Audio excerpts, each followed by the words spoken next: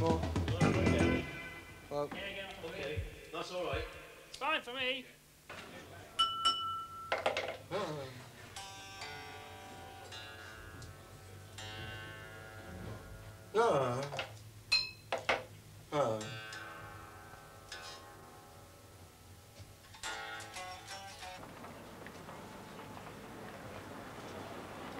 That's me bum in the mirror.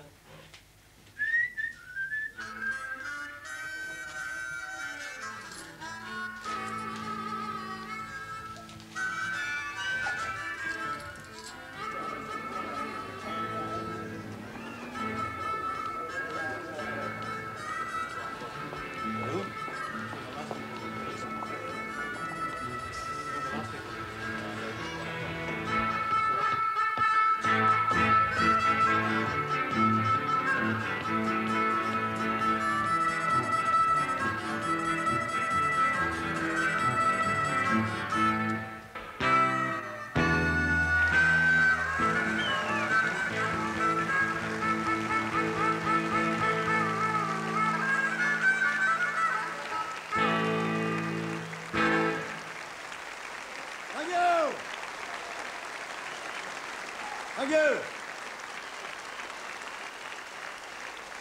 Thank you, sir. Sure. Off. It's nice to be back in Belfast. We were here last night. We've not been anywhere else in between us. But all the stars say that. I thought I'd do that. You're probably wondering what's going to happen tonight. The first half will consist entirely of ballet for the very drunk, led by me, courtesy of Black Bush. And the second half gets really interesting. We've got the Malone Road Townswomen's Guild coming down. And they don't come down for everybody, I'll tell you that. And they're going to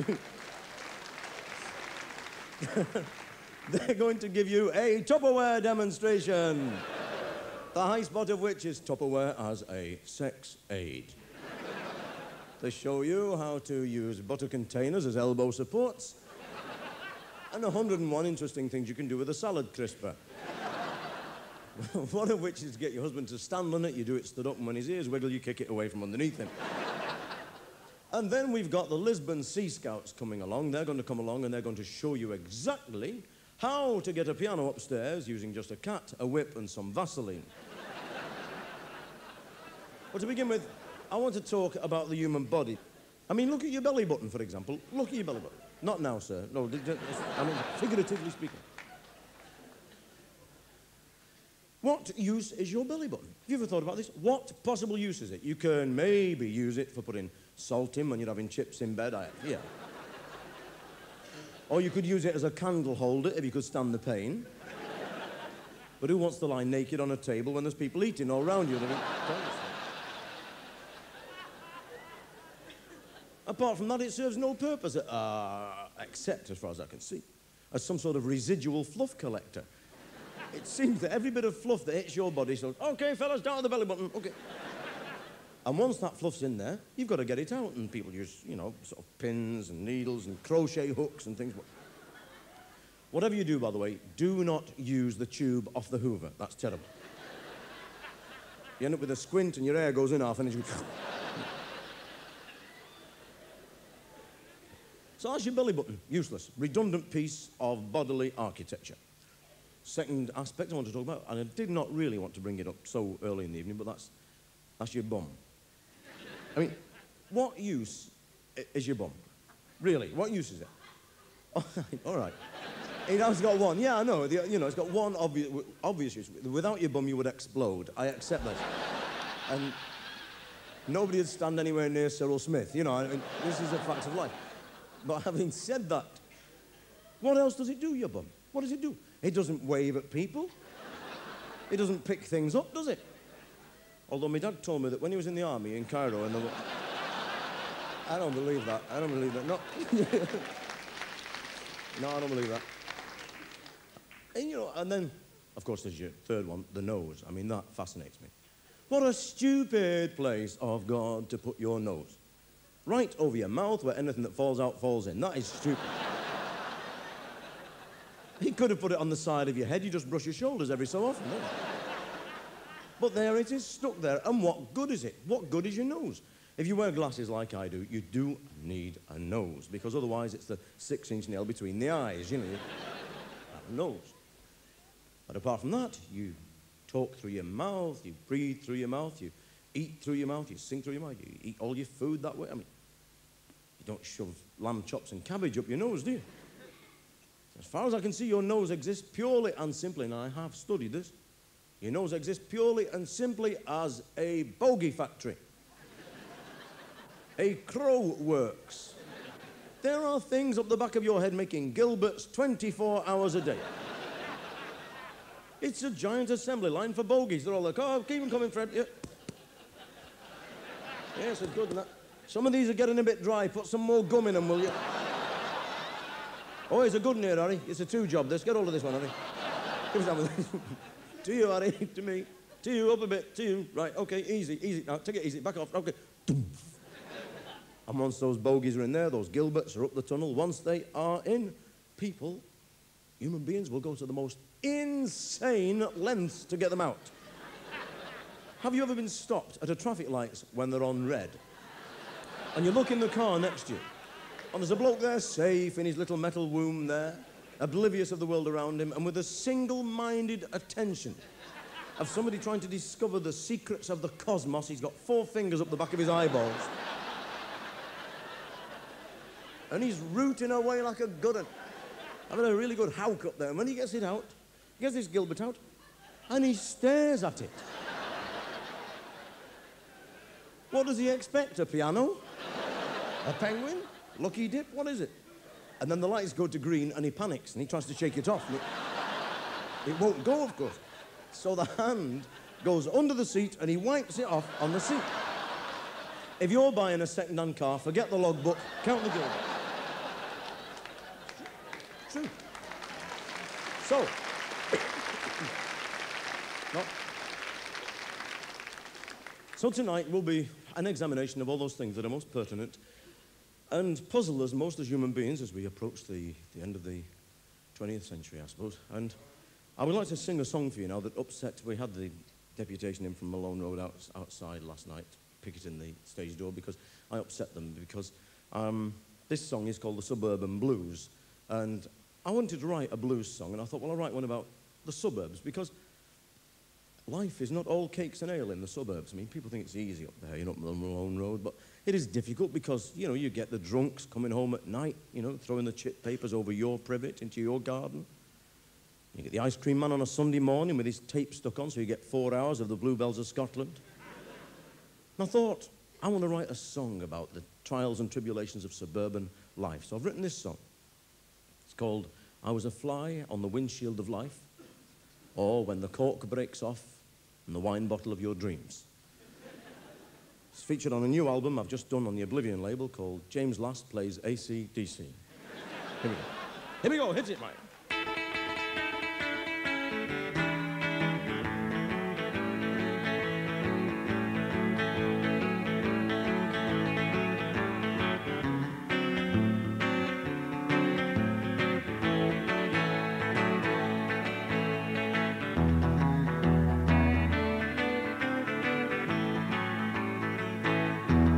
Well, I woke up this morning, got them suburban blues.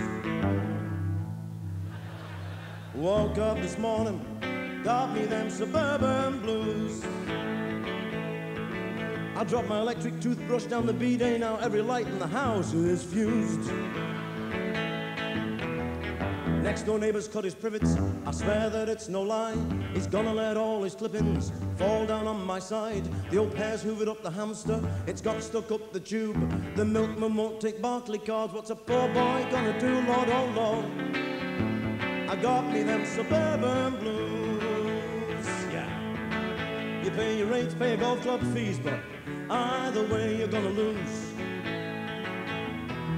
I said, good morning, blues. Blues, how do you do?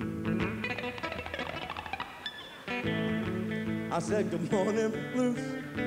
Blues, how do you do? You know, some skinheads came down the road and threw my garden gnomes in the plastic alpine pool. Oh, yeah, man. I get up every morning, put on my jogging togs. The only trouble is, suburbia's full of dogs. I go jogging down the pavement, slipping and sliding through the rain. You hear the neighbors say, man, there he goes, he's drunk again, Lord, oh Lord. Got them suburban blues, yeah. You pay your rates, pay your golf club fees, but either way you're gonna lose. I got the blues so bad, swear that I could cry. The blues so bad, I swear that I could cry. You know, man, I'm so unlucky that even my plastic flowers have died. Gypsy woman told my mama before I was born, gonna have a lucky boy child if you buy this rabbit's foot charm. I wore that rabbit's foot charm, thought life was a bed of roses. I'm the only man in Surbiton with myxomatosis, Lord, Lord. I got me them suburban blues, yeah. You pay your rates, pay your golf club fees, but either way, either way, either way, what did I say? I said, either way you're going lose, yeah.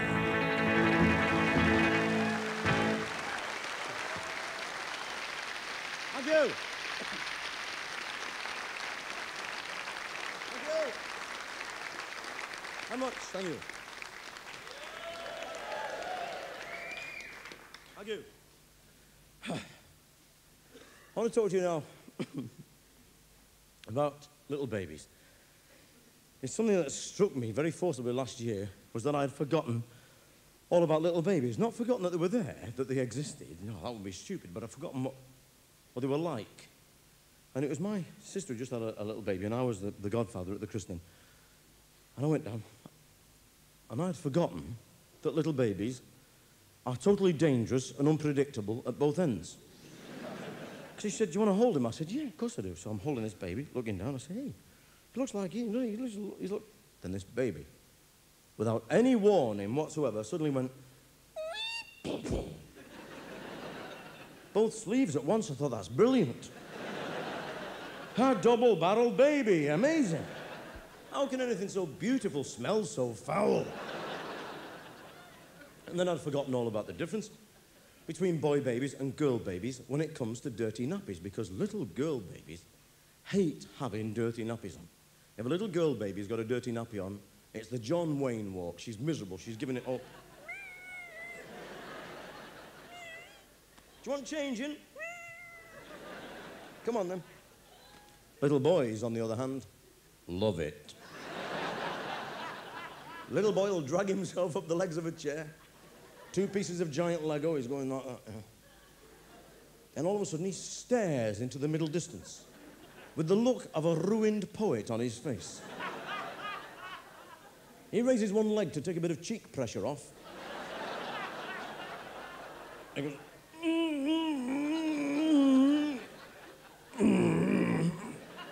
oh, that's nice and warm, that is. That's great. Then he flops back onto his bum to spread it. He goes, boom. And you're changing him. You say, how has he managed to crap in his armpits? I do not understand it. And it's true. Our kids, little baby boy, just started toddling at the end of this last summer. And he just got himself up toddling in the garden, hot summer's afternoon. We're all sat out. And he's going across the lawn there, and it's that first baby walk, you know. Here's me head, my arse is coming, you know.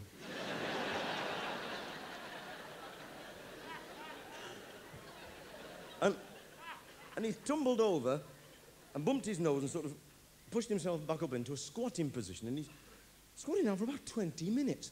So I said to Ian, I think he's performing, you know, and I think... So Ian said, Christopher, what? Have you done a dump in your nappy? Really?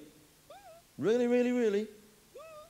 This kid got up, staggered across the lawn, with squadrons of flies following him.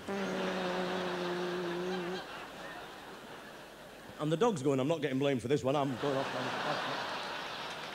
Exit stage left. Come. And I'd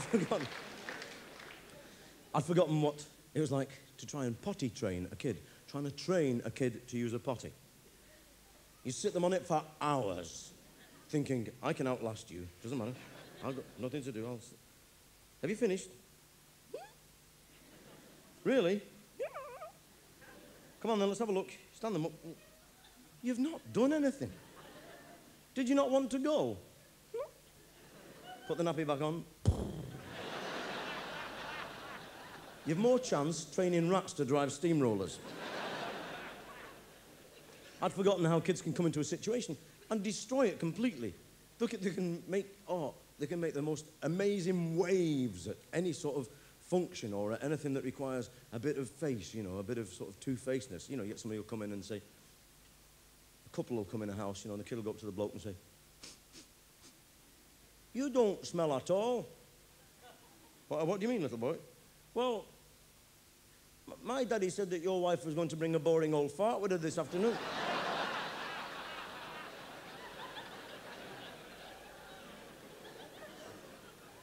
I gave a dinner party once. I've only ever given one dinner party, you know, and after that, I forgot it. We moved into this new house on a new estate, invited the neighbours in. We're all sat down there, giving it rice, all trying to be tres polite, bottle of Matthew's Rosé, you know, all the business. And my lad came down the open-plan staircase and stopped on the half landing, right above the dining area of this sort of L-shaped room, you know. Now, little boys, you can put them to bed wearing 15 pairs of pyjamas, surgically fixed to their bodies. Within 2 minutes, the pyjamas are off, they're out of the cot, the plastic pants and the nappy are gone, and they're off downstairs wearing nothing but a vest. Now, little boys' vests, you can get them 12 foot long now, but they still end up under the pigging armpits. And little boys, when they're thinking, they're always playing with the widgers, aren't they? And he was stood there on the landing, my lad, and he's going...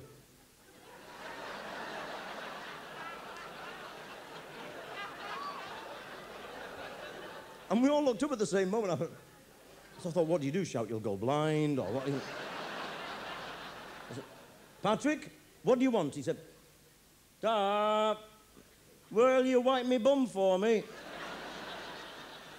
You try handing round the after 8 minutes after that. Just have a go. No chance.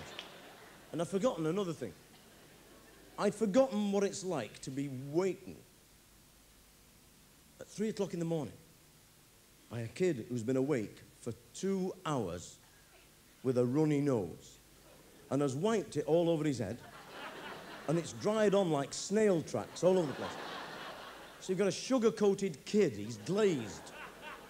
And he comes into the moonlight streaming through the bedroom curtains. And he's chromium plated like them daft Martians that sell the mashed potatoes on television, you know, the Tin Men. And the next thing you know, this Martian has yanked your eyes open and he's going, you know why I can't sleep, don't you? Who is it? It's me, Matthew. What are you doing up? It's 3 in the morning. I can't sleep because there's a dinosaur under my bed. Shut up. There's no such thing as dinosaurs. There is.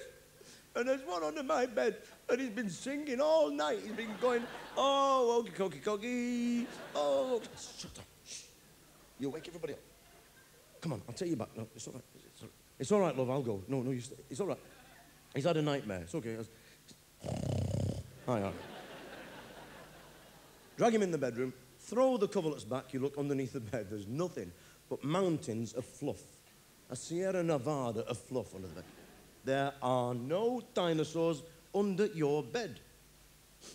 I know, but they've made a nest. That means they'll come back, doesn't it? Bed. Quiet, shut up, don't get up again, or the bogeyman will come and rip your head off. If it's not 3 in the morning, the worst thing is when it's 10 o'clock in the morning on a Sunday and you think you're safe. You wake up then, you go, oh. Sin it with your heart, you know. No, the kids are up. I can... No, of course, no. Sin him. No, I can hear him. He's in the room playing. I can hear him. No. you come in. No, he won't come in. I've pulled the door to, he can't reach the knob. He can't reach the knob, but he's seen a film on Play School through the round window showing you how Lassie the dog, trapped in a blazing barn, drags a bale of hay over to the door, climbs on it, opens the door with its mouth, and off. So he's dragged his toy box over, opened the door, he's off down the landing with his gym jams on and his thumb in his mouth. The next thing you know, he's on your shoulders, hold of your ears, going, gee up that, gee up that, gee up that, go on that, go on that.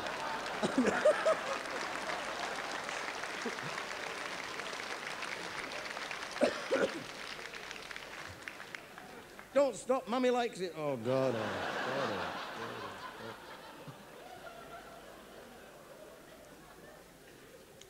And then, somebody said typical, it is. I mean, then, if it's not that, there's the accidents that kids have when you're trying to get them in pants, out of nappies and all this sort of training business.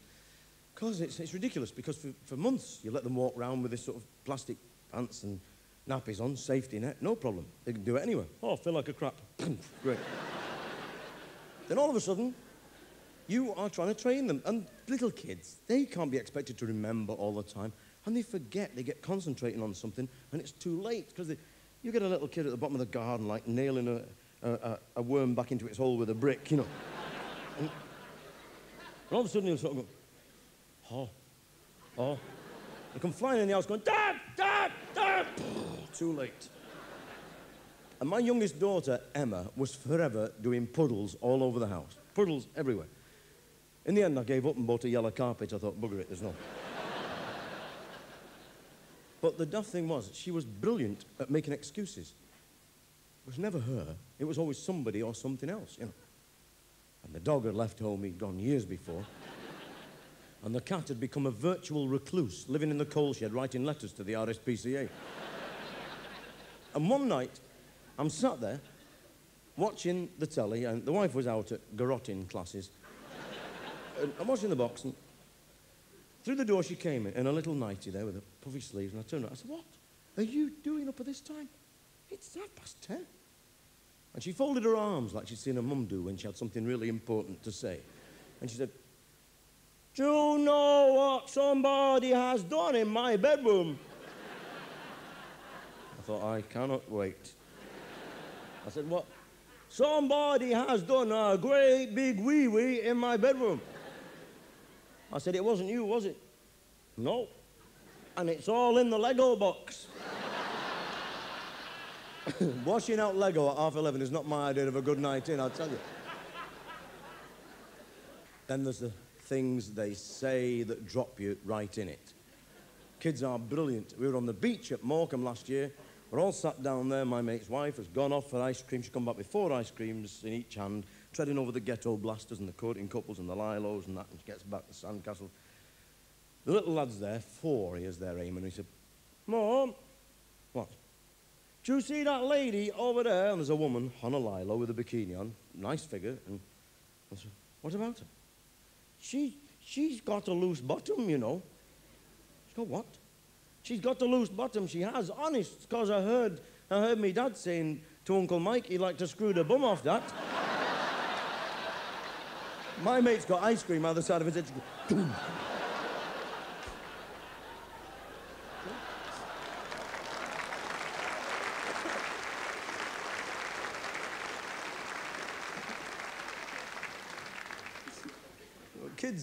Kids have always fascinated me, still do fascinate me, because I love children. I think they are the touchstones of reality. They are the honest people. They are the innocent people. And one thing I've always thought a lot about is I had an uncle called, he's still alive, thanks be to God, called Bobby McLaughlin, who came from Ulster originally. And my Uncle Bobby, when I was a kid, is a great uncle, really. And he used to look after me a lot, and I used to go up to his house, and he used to take me all over the place.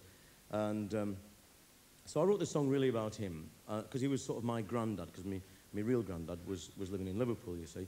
And this song is about a kid's relationship with his granddad, and it's called Me and Grandad Are Mates, and it's for Bobby McLaughlin.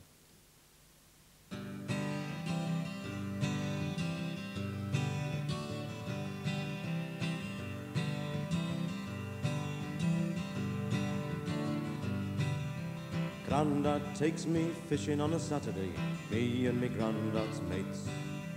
Grandad brings me maggots, pink and yellow ones, and me hooks and weights. We sit all day, come rain and shine, on the banks of the old canal. Sometimes we sail out, other days we chat away, me and Grandad's pals. Grandad takes me walking with his little dog, he calls her Chip. We go to the pub and Grandad has a pint of grog, gives me a sip. He says he drinks beer 'cause his legs are stiff, and he oils them and makes them supple. Sometimes I think it works too well, 'cause it doesn't half make him wobble. Grandad, he comes around and sits with me when Mum and Dad go out. We play snakes and ladders and Monopoly, Grandad has a bottle of stout. He lets me sit up till 10:30, and if me mum asks him what time, he made me go upstairs to bed, Grandad says 9:30.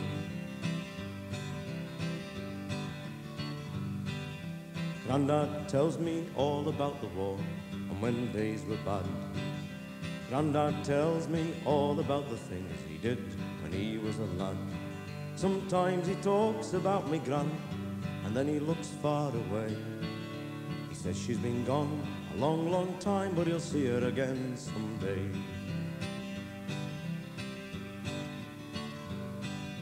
Grandad shows me tricks with pennies, Grandad flies me kites. Grandad brings me fish and chips home from the pub at nights. And if ever I grow up and I get old, and my kids, they have kids, then I'll take them fishing, and I'll do all the little things that me Grandad did. 'Cause Grandad's taking me fishing on a Saturday, me and me Grandad's mates.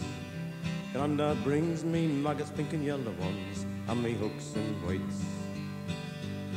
We sit all day, come rain and shine, on the banks of the old canal. Sometimes we sail out, other days we chat away, 'cause me Grandad's pals.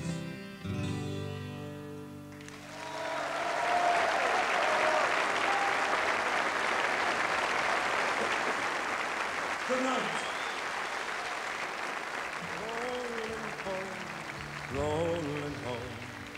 Now the night's over, it's time to be gone. Rolling home. Rolling home, time we were rolling home. We've been on the long road and the story's now told. Night after night, show after show, a one-night stand band traveling the land. Now it's time we were rolling home, and we're rolling home, rolling home. Now the night's over, it's time to be gone. Rolling home, rolling home. Time we were rolling home.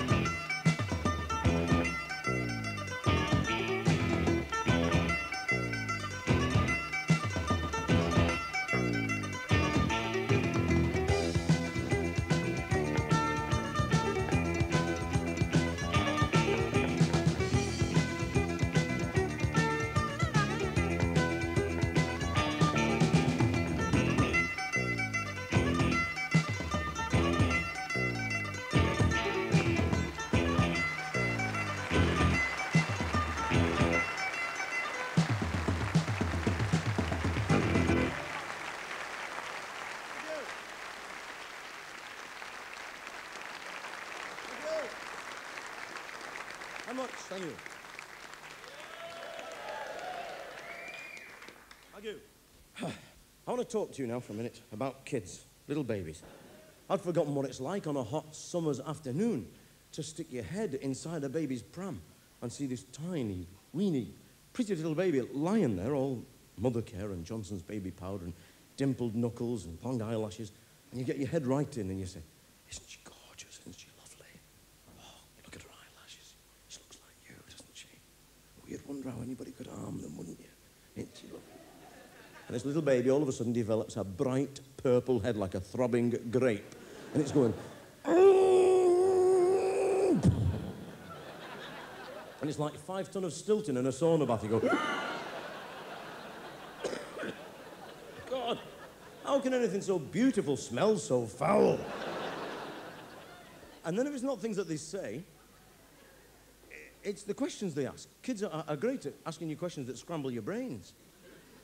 One of my kids one day, Sarah, she came up and she said, she was very little then, she said, Dad, where does all the light go when you switch it off? I thought, I'm buggered if I know. I said, you better ask your mother, she pays all the bills, I'm not really sure. I'm driving home one night with a pair of them, Sarah and Emma, in the back there, driving up the road. One of them said, Dad, what? How do the white lines know where we're going? She's on drugs, this kid, she's taking something. And the other one, after about 10 minutes further on, the other one said, Dad, what? How deep do they bury them cats? And I had to pull over.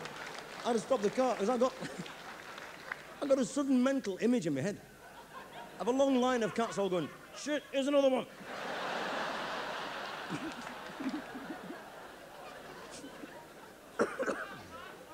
And I'm watching telly.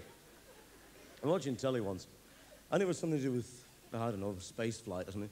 And she came up, the littlest one, and she said, what? Do you know them astronauts what go up in them space scuttles? She said, they're up there for months and months and months, aren't they? I said, yeah. She said, and they wear them space suits all the time, don't they? I said, yeah. She said, and they never take them off, do they? I said, no. She said, how do they go to the toilet? And to be honest, I do not know the answer to this question. Never having worked for NASA, I said, I thought I'll make something up. You can't show them you're stupid because you're their dad. I said, well, they have a special operation so they don't ever have to go. She said, like the Queen and Princess Diana. I said, that's it, brilliant. And then one day, the eldest Sarah, she said, why do we have a belly button? And I thought, well, I'm not lying this time. I'm going to tell her the truth rather than have to explain it all again. Some future date. So I said, well, you have a belly button because when you're a teeny-weeny little baby inside your mummy's tummy, you have a tube that goes from your belly button to the inside of your mummy, and all the food goes down there to make you big and strong so you can be born into the world. She said, my teacher told me that at my school, and I think that that's a load of rubbish. I said, why? She said, because what for your belly button is for, I think, is for when God has made you up in heaven and you are lying on the big white fluffy clouds waiting for the gardening angel to take you down to your mummy and daddy who have prayed for ever and ever and ever so long to have a tiny baby all of their own to love. I thought, this is my bloody mother, this is.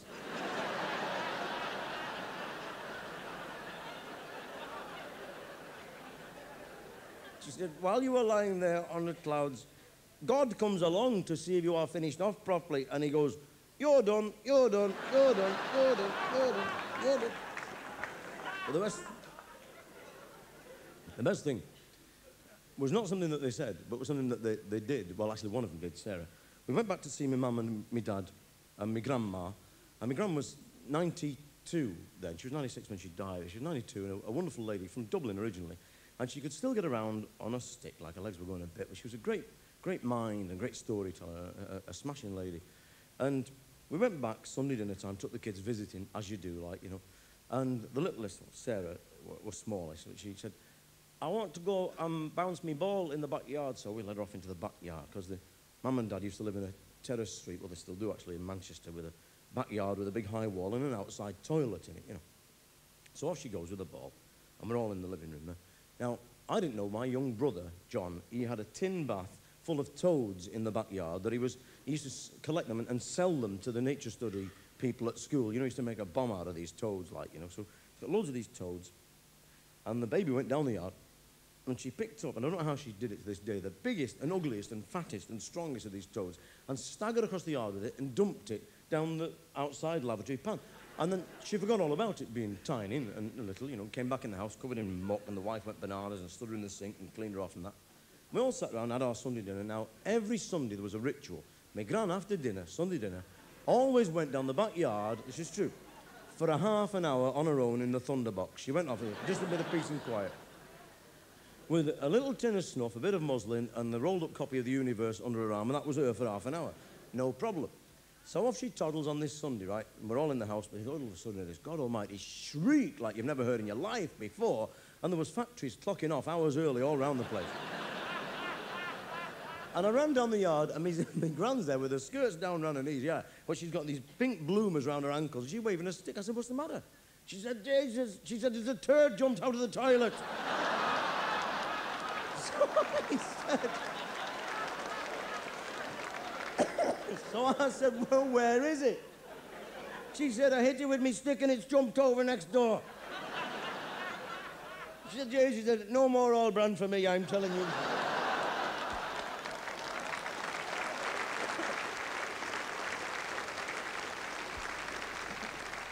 I want to play a tune for you now. Normally, I don't do this. I take this guitar and stick it down and do something else. But there's a tune that has haunted me for a long number of years. It was a tune I first heard when I was about 12 or 13.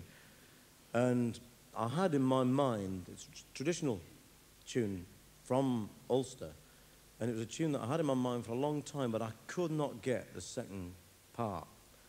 And then I came over here this week, and I was finally able to learn the second part of the tune. So I'd like to play it for you now. So I'll play this tune that I wanted to learn, which is called My Lag and Love. And the second tune I'm going to stick alongside with it is called The Red-Haired Boy, or The Little Beggarman. So I'd like to play them for you now, because I actually just love the tunes. And it's My Lag and Love and The Red-Haired Boy.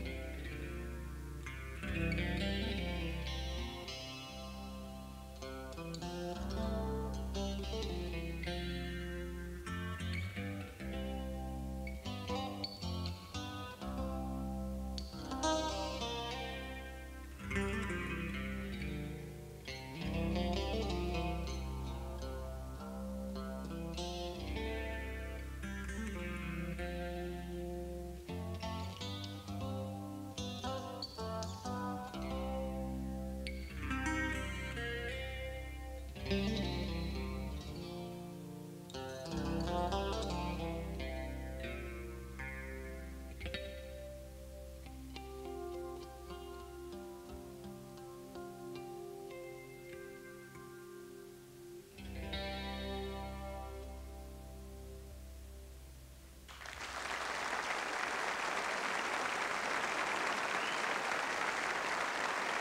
you.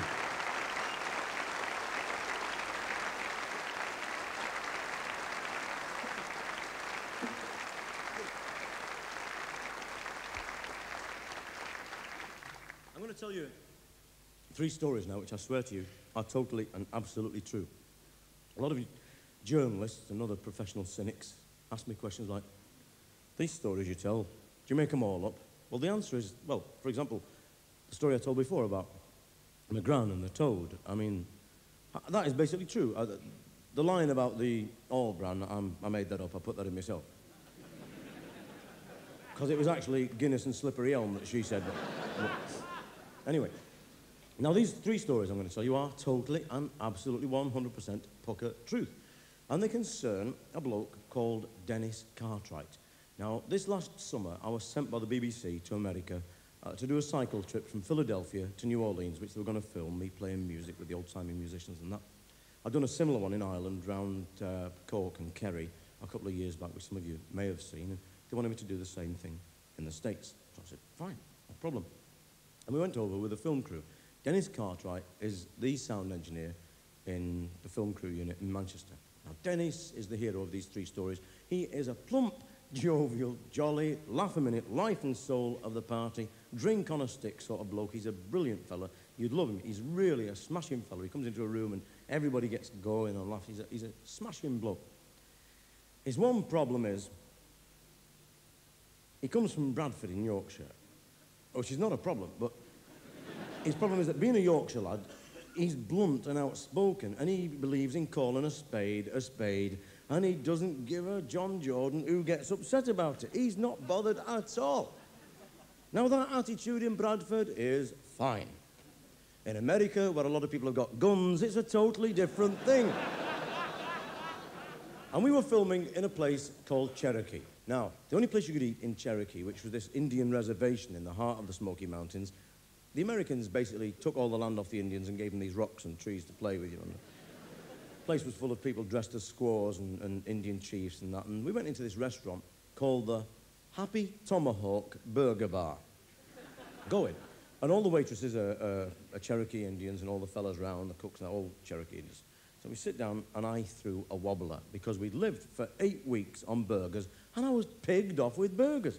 So I just threw a wobbler. I just said, that's it. Cannot be having, will not hack it, out of the window, knock down for pal, give it a severe swerver, left of the job, through the door. He said, what are you talking about? I said, I've had enough up to there with burgers. We'd had every sort of burger you can mention. We'd had cheeseburgers, chili burgers, hamburgers, beef burgers, giant burgers, maxi burgers, muff burgers. Even... Oh, you can get lucky in America as well, you know. It's not just over here. So they said, well, what's... I said, no. No more. Knock down for pal. Brain damage. Not having it. I said, you know, I've been awake for the last 3 nights, chewing the bed end, you know.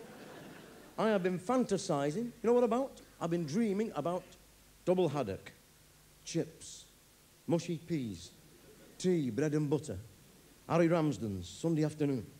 And you get them red-hot chips with loads of salt and vinegar on, slap them on the bread and butter. The butter all melts and goes into the bread, and you squash it all up. You've got a huge chip butty like a docker's wedge, and you get that. I said, get your laughing tackle round that. It's instant orgasm. Brillianto. Boom. Yaruba, yaruba. Whee! This other fella said, yeah, he said, I'm getting a bit that way. He said, I've been fantasising about my Auntie Emily's Yorkshire pudding. He said, it used to be always golden and crusty on the outside and spongy on the inside. You could mop up all your gravy with it. He said, oh, a pint of Tetley's bitter and that. He said, brilliant. Then Dennis Cartwright, talking about a curry house he goes to in Bradford, said, yeah, he said, there knows me, I could murder a bloody Indian.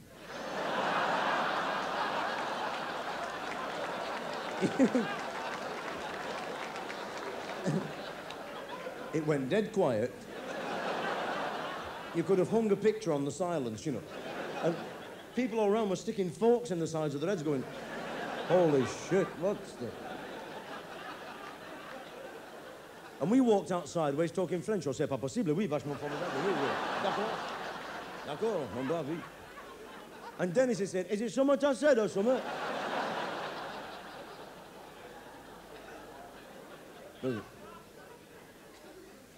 The other thing that happened, we were filming in a place called Harper's Ferry.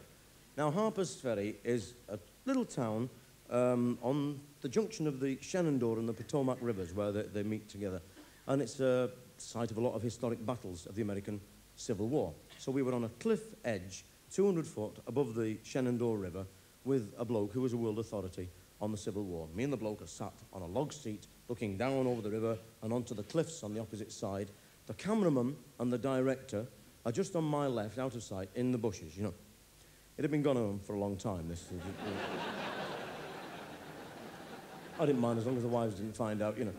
And on my right was DC, Dennis Cartwright, just off my eye line, right, with his earphones and his recorder and his gun microphone, right? Now, Dennis was sat on a log just off my eye line, and the trouble with Dennis is, if it's slightly warm, he wears shorts, and Dennis, to be perfectly and tragically honest, is the wrong shape for shorts, because if they fit him round here, there's about 2 foot of leg room all the way around, and he looks like a sort of shuttlecock. And that wouldn't be as bad if you left them long, but he doesn't. He cuts the legs off because he likes to feel the wind wafting around his wedding tackle, he said. And even that in itself wouldn't be too bad if he wore underpants, but he doesn't. He doesn't. He relies entirely on those sewn-in muslin briefs that you know, the integral kecks that are part of those sort of shorts that you get. Well, let's be perfectly honest and frank and brutal. You couldn't keep a pickled onion in with those. And I'm listening to this bloke talking, 2,000 cannons dragged over there by the Yankees and the Confederates from this. And you know when something catches the corner of your eye? Dennis must have opened his legs, because I suddenly thought, don't look. But you know when you're drawn, when you can't help it, you know. Oh my God. So that's where tomatoes come from, I thought. And at that precise moment in time, a squirrel ran down a tree and ran between Dennis and me and this fella, and the squirrel was running across the grass doing little squirrely things, you know, sort of. And then it saw Dennis and it went.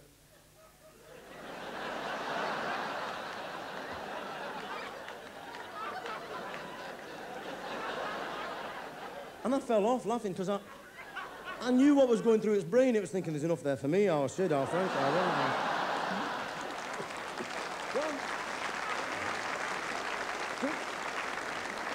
We were filming two brothers called Noah and Charlie Kinney. And we were filming Noah, the woodcarver, in a little hut at the bottom of his garden. Now, there was no room for the film crew to get in this tiny hut because it was full of carvings and me and Noah.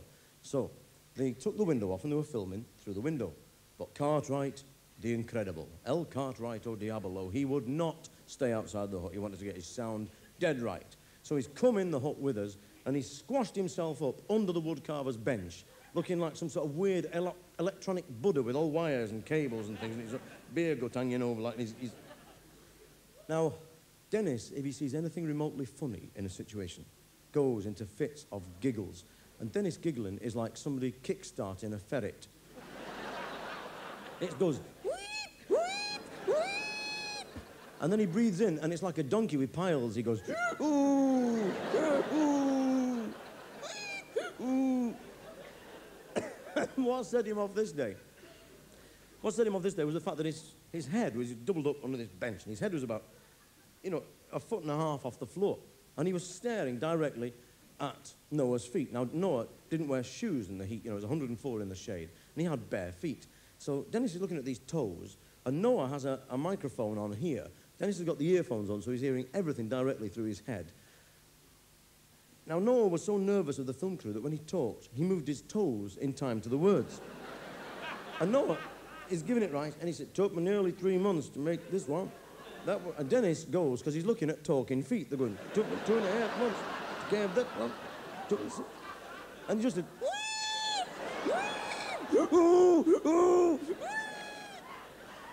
And then he stopped on half a ferret. He went...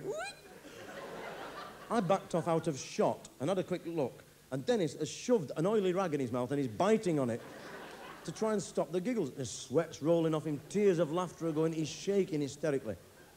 And I thought, what do you do? And I looked outside and the director says, you know, keep going, you know, rolling, keep going.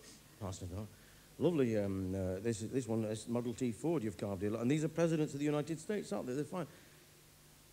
We would have got away with all this had not Dennis had for his breakfast that morning hominy grits, black-eyed peas, fatty back bacon, sour cream, baked potatoes, coffee, flapjacks, maple syrup, followed by about 12 pints of ice-cold, fizzy American lager beer. Now that, according to a doctor friend of mine, is worse than Guinness and cabbage. He said, as thunder soup, that beats the lot. He said, if the Germans had had Dennis's bum in the Second War, they would have won it, no problem. Because Dennis started letting off at a rate of knots. Because he was giggling and he's inhaling air and it was going nowhere, but he's going... And the first time it happened, I said, oh, this is the one who never told lies. George Washington, that one, and we had... What's that? And this one here is Abraham Lincoln outside the log cabin, isn't it? And I do not believe this is happening to me. And I looked in desperation out of the window. They can't hear a thing outside. They're going... I said, this one here is President Nixon, isn't it? I said, this one is Kennedy. And then Dennis dropped a cracker. In a sane and just world, he would have received some sort of an award for this. Because it was not so much a fart, it was an entire picture in sound. It sounded exactly like a wet flock mattress falling down a flight of marble stairs, across a corrugated iron roof, through space, onto a pile of wet cardboard boxes and a duck with laryngitis. Because it went bloop, bloop, bloop, bloop, bloop, bloop, bloop, bloop, bloop, bloop.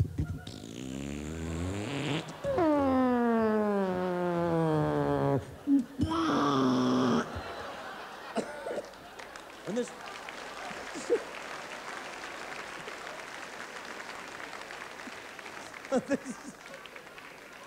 this old bloke who was supposed to be a bit deaf, even he heard it. He said, what in God's name was that? I said, I think it was mice. He said, I'll tell you, son, they've got terrible bad breath.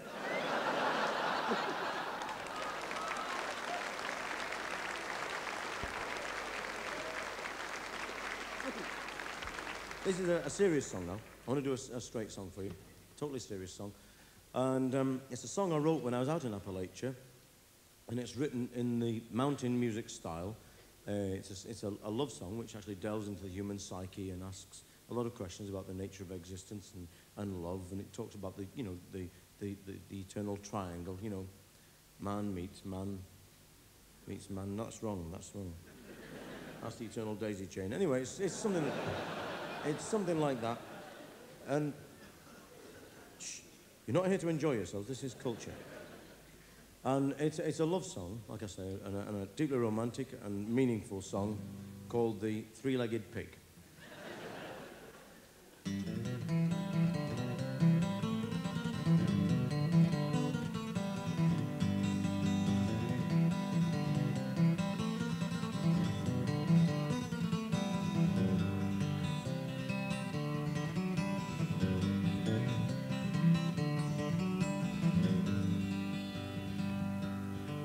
Hot diggity, shucking, Joel.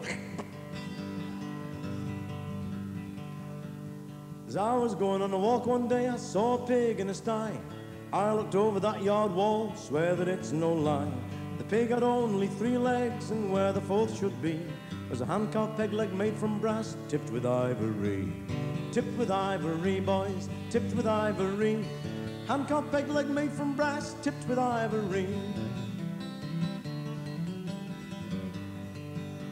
The old farmer, he come passing by. I said, farmer, tell to me, how come that pigstead I haven't 4 legs is only 3?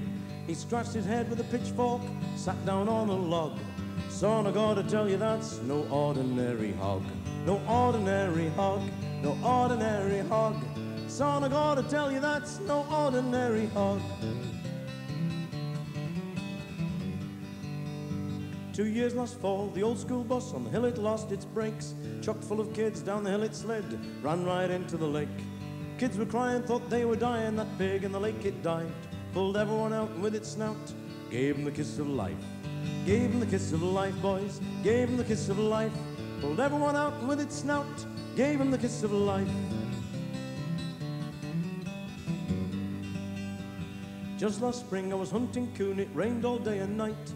Got home soaked, took off my clothes, laid them by the fire to dry. In the middle of the night the clothes took a light, knocked out me and the wife. Through smoke and flames the old hog came, the old hog saved our lives. Well, that old hog saved our lives, that old hog saved our lives. Through smoke and flames the old hog came, the old hog saved our lives. Last berry time my grandchild, the boy just 1 year old, playing in the hogweed, rambled on the railroad. 49 came down the line, all we could do was pray. We were crying when the pig went flying, drag that child away. Drag that child away, boys, drag that child away. We were crying when the pig went flying, drag that child away. I said, farmer, I gotta thank you for the story of the wonderful pig. Wherever I go, I'll let folks know the wonderful things he did. But that don't explain the peg leg. The farmer said, you dunce. After all that pig had done, we couldn't eat him all at once. Couldn't eat him all at once. Couldn't eat him all at once. After all that pig had done, we couldn't eat him all at once.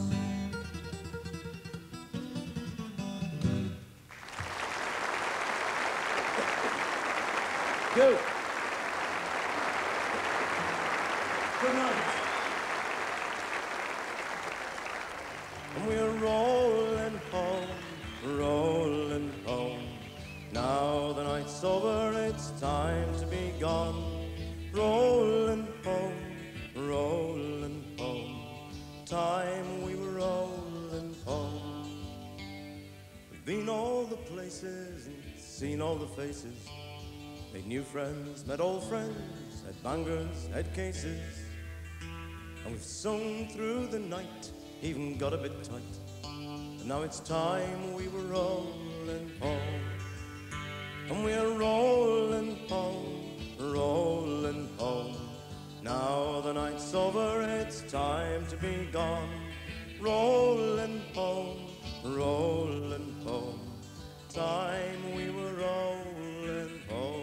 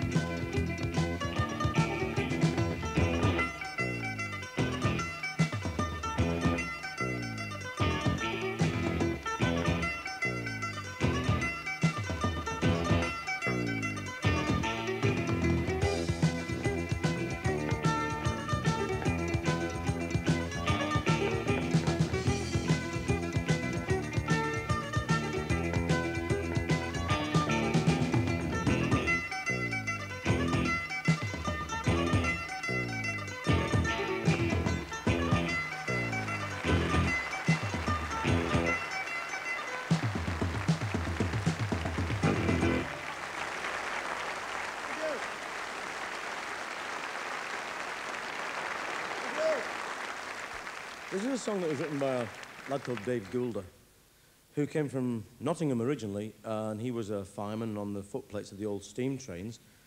And when they turned over to diesel, he got really disheartened by it, and he said all the soul had gone out of being a railwayman. And he was offered a job working in Scotland. He'd always been a keen climber and mountaineer, so the job was ideal for him because he had got a job offered him running a bothy, an outward-bound mountaineering place in the Toddler Hills, so he moved up there.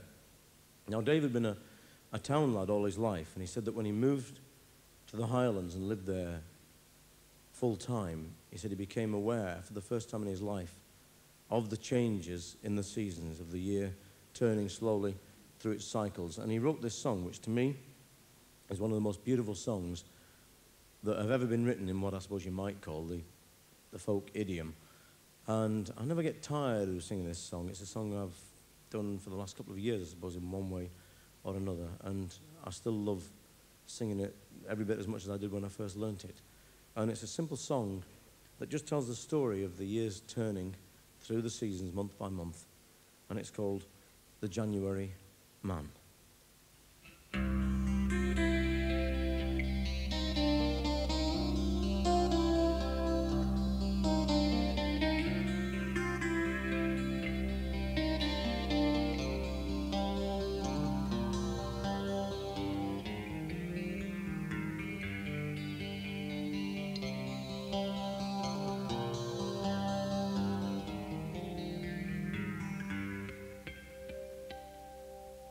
The January man, he walks abroad in woolen coat and boots of leather.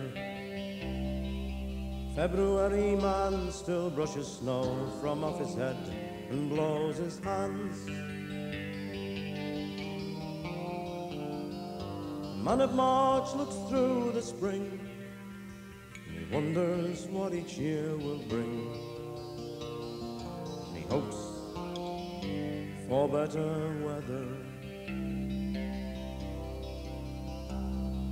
Through April rains the man goes down to see the birds come in to share the summer. Man of May stands very still, watching the children dance away the day.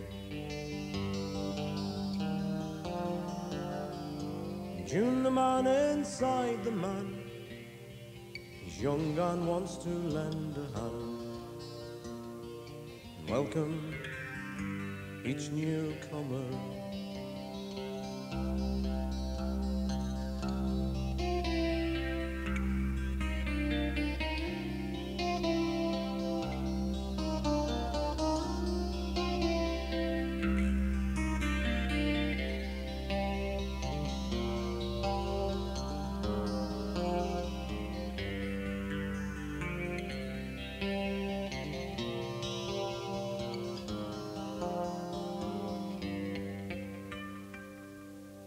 Then in July the man in cotton shirt, he sits and dreams of being idle. August man in thousands takes the road to find the sun and see the sea. September man is standing near to saddle up and lead the year. And autumn is his bridal. And the new October man, he takes the reins and early frost is on his shoulders. Oh, November man sees frost and fire and wind and rain and winter's cold.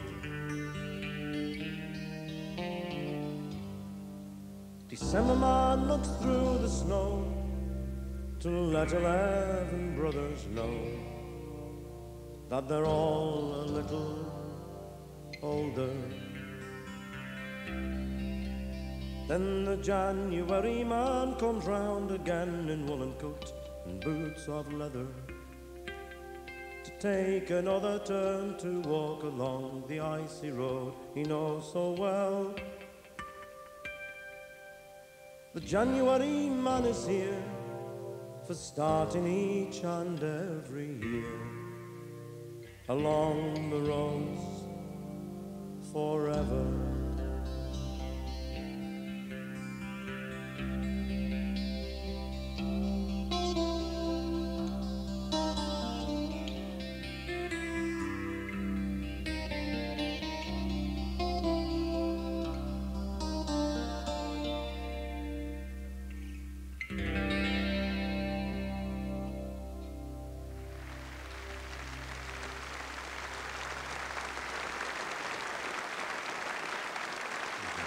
Thank you.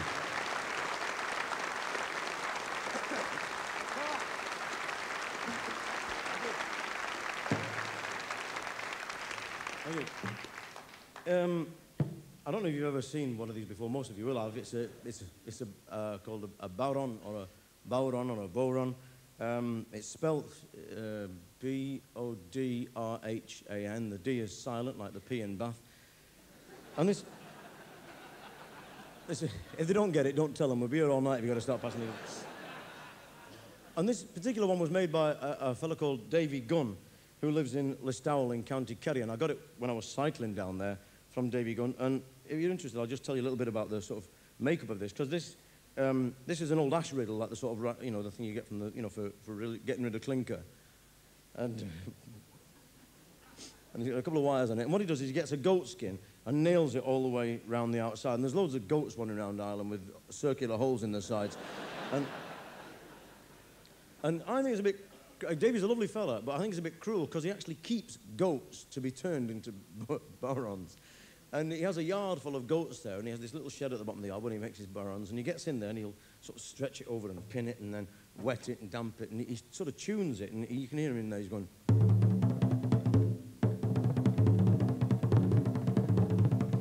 And all these goats outside are saying, hey, that sounds like our kid in there. Sorry.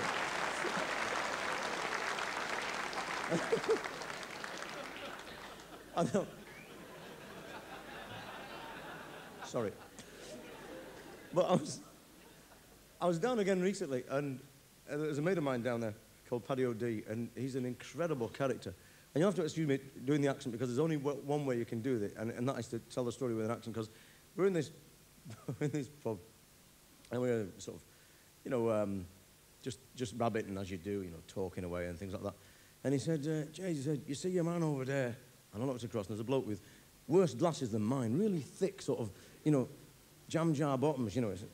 He says, you see a man over there looking like a wasp in a milk bottle?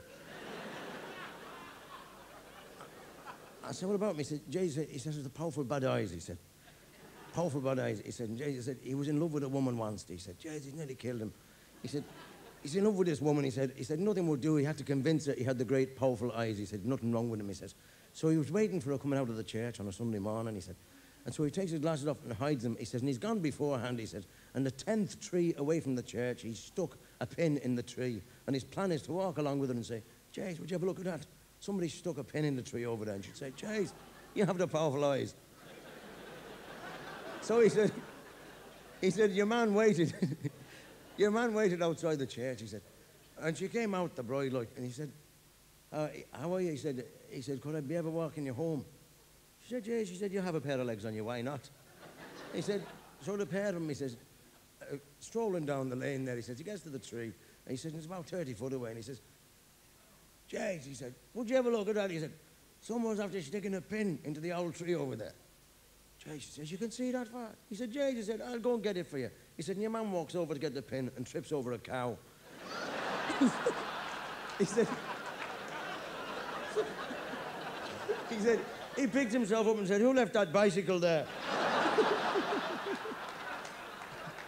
I want to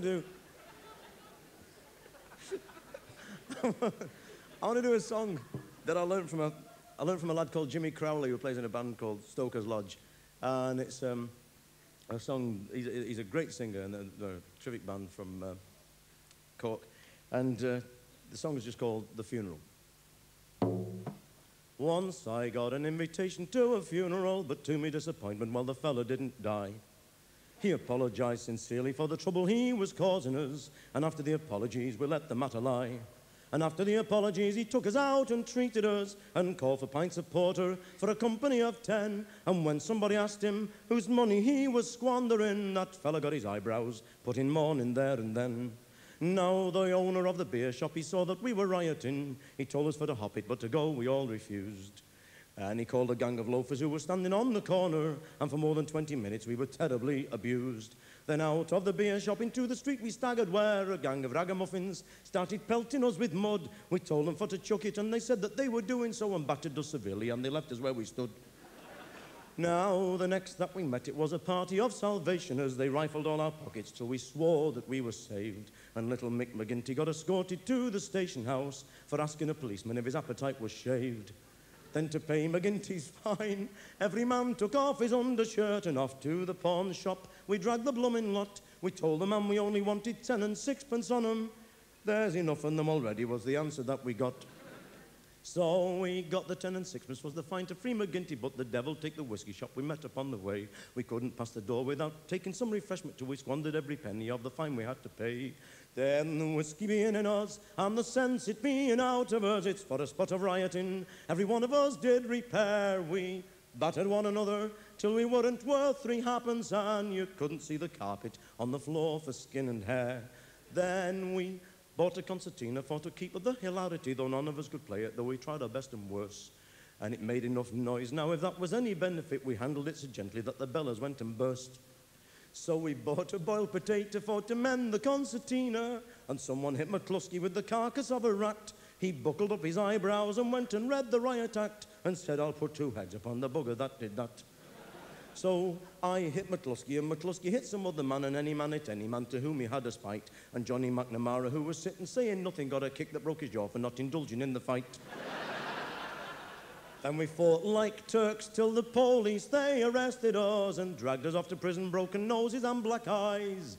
I got 40 days in prison, and to me it was a warning, boys. Oh, never to go to funerals until the bugger dies. Dum diddly eye lum da diddly eye lum dum diddly eye lum dum diddly lo lum diddly eye lum la diddly eye lum dum diddly eye lum diddly lo dum diddly eye light diddly lum dum diddly eye la light diddly lo dum diddly eye light diddly light lum diddly eye light diddly light lo lum diddly eye lum diddly eye lo lum diddly eye light diddly light lo skiddly eye lum diddly diddly eye lum da diddly eye lum diddly eye lo da diddly light lum skiddly eye la light lo dum diddly eye light diddly light lum diddly eye lum diddly light lo.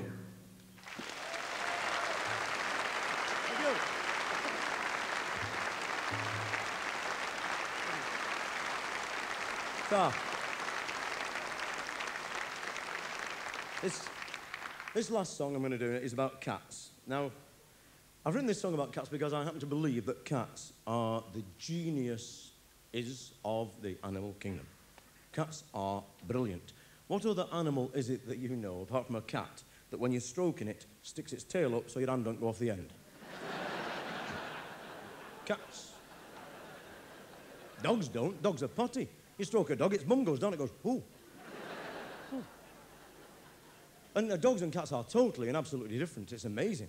I mean, dogs actually love human beings.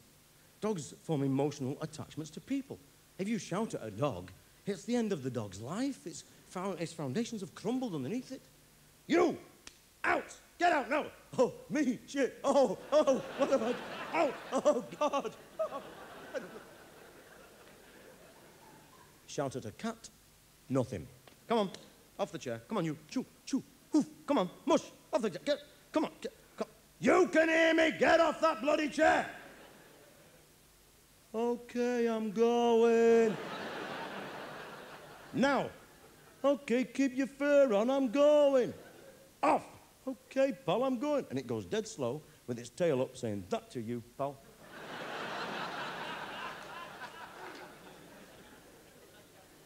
Look at the difference. When you come home, you've only been away 20 minutes, the dog's neurotic. And you come home, it goes, oh, it's you, brilliant, great, oh, make a fuss, stick on my belly, oh, that's brilliant. You come home and the cat's there, nothing. The cat's there in his basket, you come home through the door, he's going, if I roll the wall, every day will be the last day of spring. Oh, it's you. Every day. Unless it's 3 o'clock in the morning when you come home. 3 o'clock, smashed out of your lamp, you come in, put the light on in the kitchen, the cat's asleep in its basket, you go, the cat goes, the light, man, what's the matter with you, the light? I was fast asleep, if you don't mind very much. Out on the tiles all night, come in, have a kip, you come in, boom, oh, God, he's pissed. Hope you don't try and put me on like a slipper again tonight. I couldn't be having that one. The difference. Look at the difference in the relationship with kids. Dogs love kids. Take a dog to the park, sees a load of kids, he's going, oh, let me off. I want to play with the kids. Oh, please, let me off. Oh, let me off. I want to play with the kids. Oh, please. Oh, you let him off. Goes, oh, hello, kids. Oh, make a fuss, tickle my belly, brilliant. Oh, great. Cats hate kids. See a cat in a house, summer's afternoon, on the windowsill.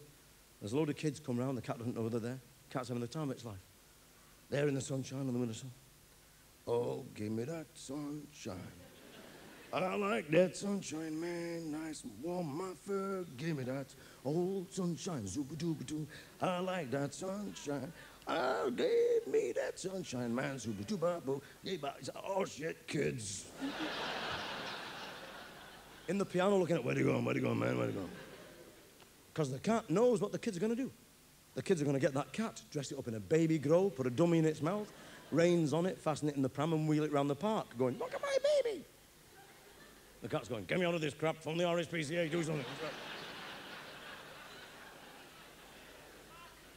Look, the difference when they want feeding. When they want feeding, a dog will tell you it wants feeding, no uncertain terms. I'm hungry, I'm starving, A cat, on the other hand, just walks round looking at you.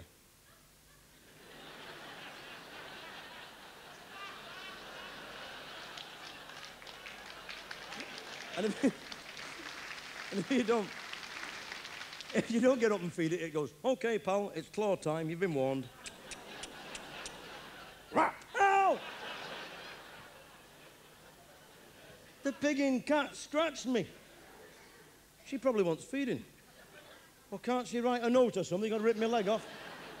Come here, Tiddles, come here. And you feed the cat and you think it's purring? No, it's laughing. And dogs, there's another thing. Dogs will chase anything. Throw a brick for a dog, it goes, oh, brick, I'll get it, yeah. Have you ever tried throwing a stick for a cat? Fetch, Tiddles. Get it yourself, you pillock. You shouldn't have thrown it away if you wanted it, should you? You never see cats chasing motorbikes, do you? You see dogs do it all the time. Dog's on a step there in the sunshine. Motorbike goes past. Dog goes, oh, a motorbike, I must get it. What's that dog going to do when it catches that motorbike? I've got a mental picture of a dog with a motorbike in its mouth going past its mates going, how about that? Kawasaki 650, that is. Only got to get a Suzuki, I got the set then. The difference when they want to come in. When a dog wants to come in, it's outside, broken-hearted, it's on the doorstep, it's going, I'm lonely. Let me in, I'm lonely. A cat just sits on the windowsill, glaring at you through the window. You're reading the paper and you feel his mad eyes boring in the back of your head. What is it? Oh, it's only the cat. It's too cold out there. I'm not going to go out there. It's too cold. It's all right. It's got a fur coat on. It'll be all right. I'm not letting it. But the cat doesn't go away. It stays there. And spiritual emanations come from it. It psychs you out. It's giving you vibes. Its evil eyes are coming through the window. And you look round again because you think, what's the matter with it? Go on. And the cat starts opening and closing its mouth. It's going. You can't hear what it's saying because of the double glazing. You know where it's going? It's going, swine! Open the door, you pillock!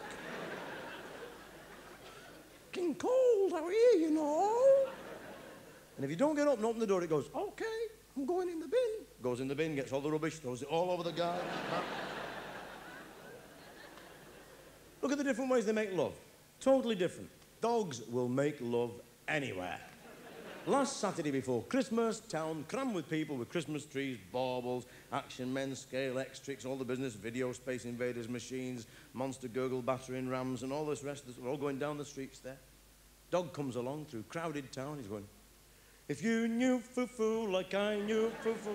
Oh, hello, lassie.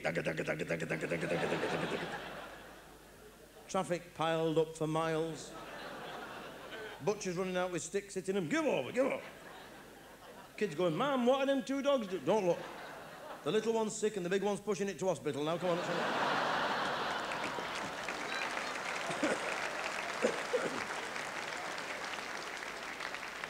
Cats. Cats, on the other hand, are really secretive, weird individuals. Cats only make love where you can't see them. You never see cats making love. You hear them. 4 o'clock on a hot summer's night. You're fast asleep, and outside, from the dustbin lids, you hear, "Go on." Meow. Oh, go on. Meow. Please. Oh, all right then. Oh. Oh.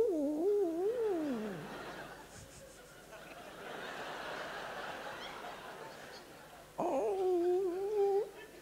That's great. Get out there, go on, will you get out, go on. Spoil sport, come on, in the bin. Total. Cats are geniuses. My mate, here's the thing. My mate has got a ginger Tom, right? He's got a cat as well. We'll talk about the cat. I'm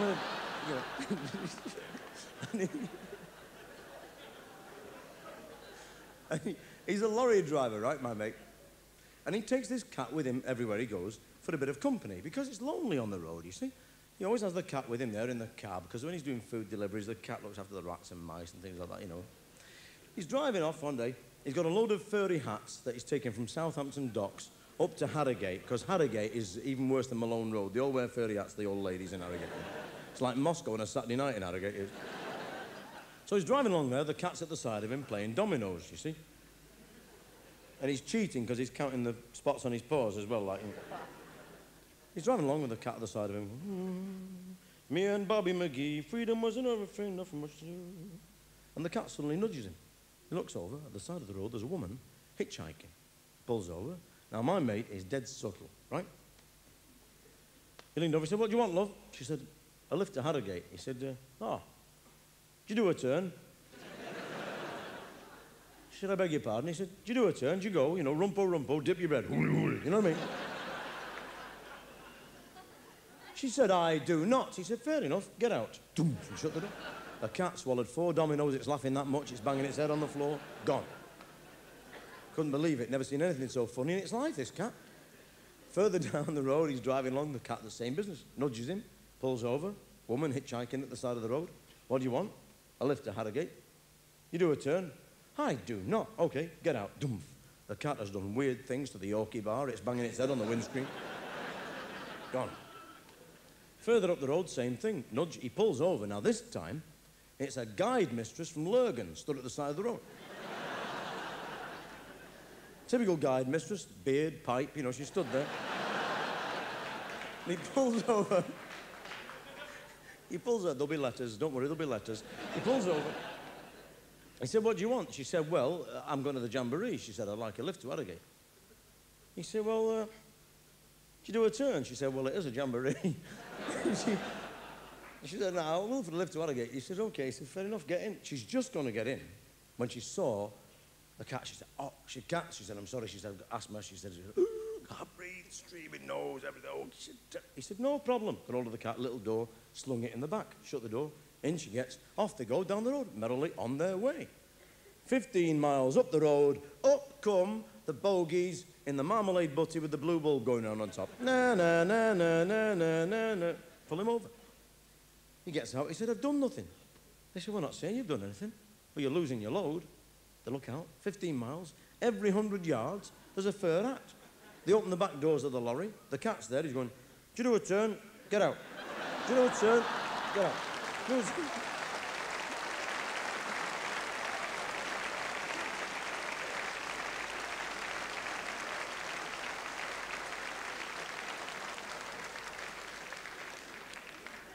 you get it?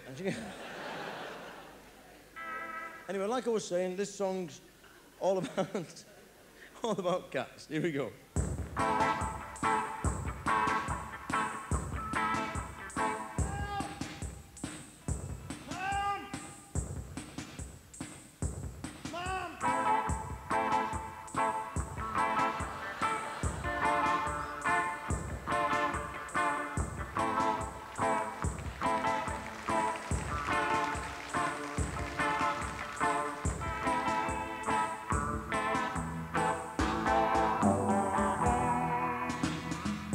I killed the goldfish, but I did not kill the gerbil as well. I killed the goldfish, but I did not kill the gerbil as well. The goldfish got no legs, but the gerbil could run like bloody hell.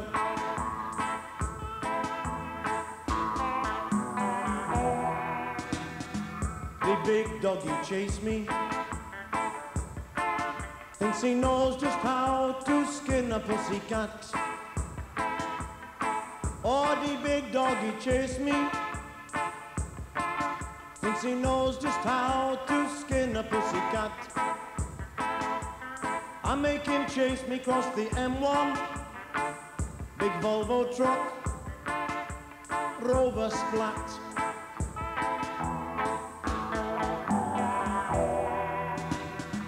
I climbed in the fridge, man, and Aladdin's cave all full of scuff. I climbed in the fridge, man, like Aladdin's cave, all full of scuff. Someone closed the fridge door, nearly froze me furry goose dogs off.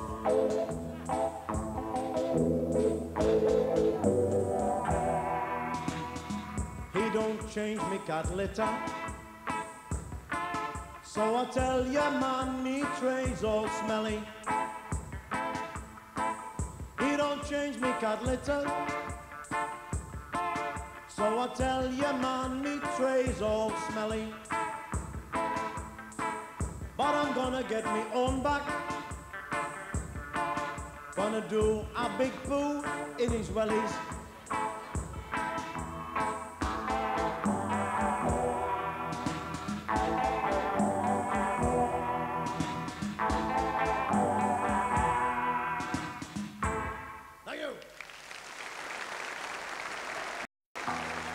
See you later.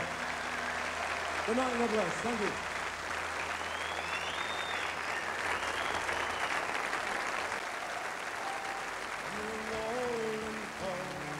Rolling home.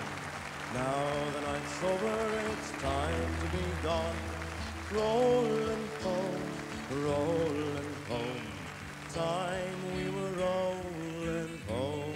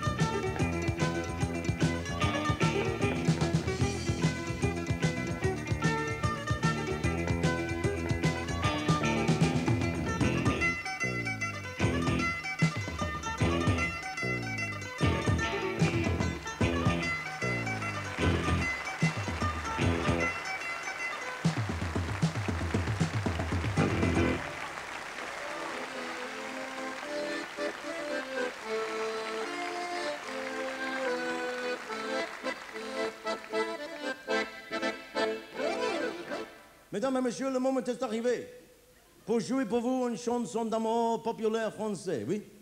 Oui, c'est ça, absolument, absolument d'accord, oui, oui. Parce que c'est une chanson qui concerne un macho banking, n'est-ce pas? Oui. Parce que j'ai been dans mon holidays en France, je kid vous not. Et j'ai seen dans cette town hall square un homme qui a un ginorme organe de barrel, oui? Un organe de barrel, oui. D'accord, mon brave, oui. Et il a windy, et tous les petits peeps ont donné ce ça. Ou pip, pip, ou pip, pip, ou pip, pip, ou pip, pip. Yeah. Et il a chanté avec beaucoup de rolling of his arse. Il a chanté.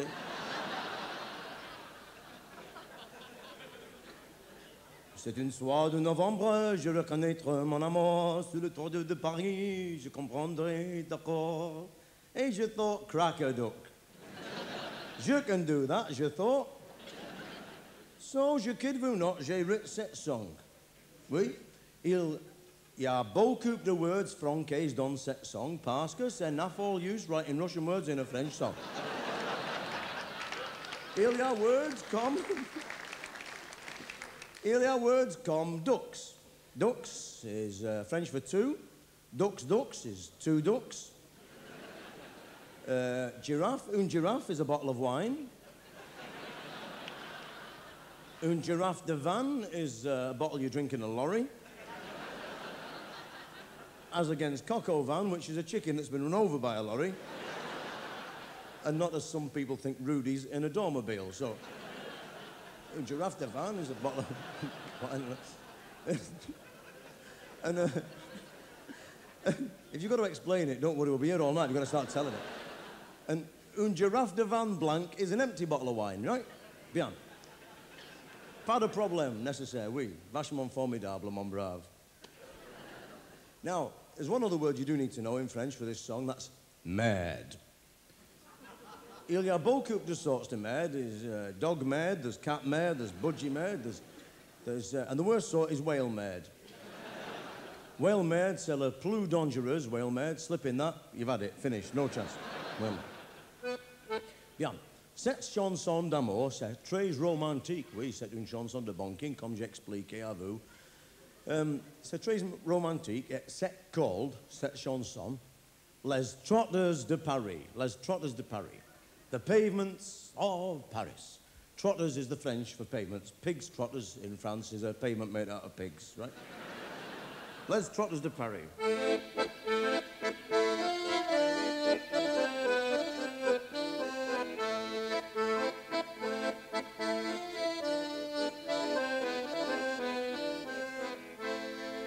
Sur les trotters de Paris, je sors outside an old chip shop door. Et je tell vous, elle was une right belter. So je dis to her, hey, up love, bonjour. Et bonjour back, elle replied then. Et gave me a wink avec her eye. Et though she didn't understand to her patter, je thought, bugger me, we're on the right lines. Comme tout le monde went around then, et les trotters moved under me feet. Comme un earthquake ou comme un volcano, when je looked at cette mademoiselle so sweet.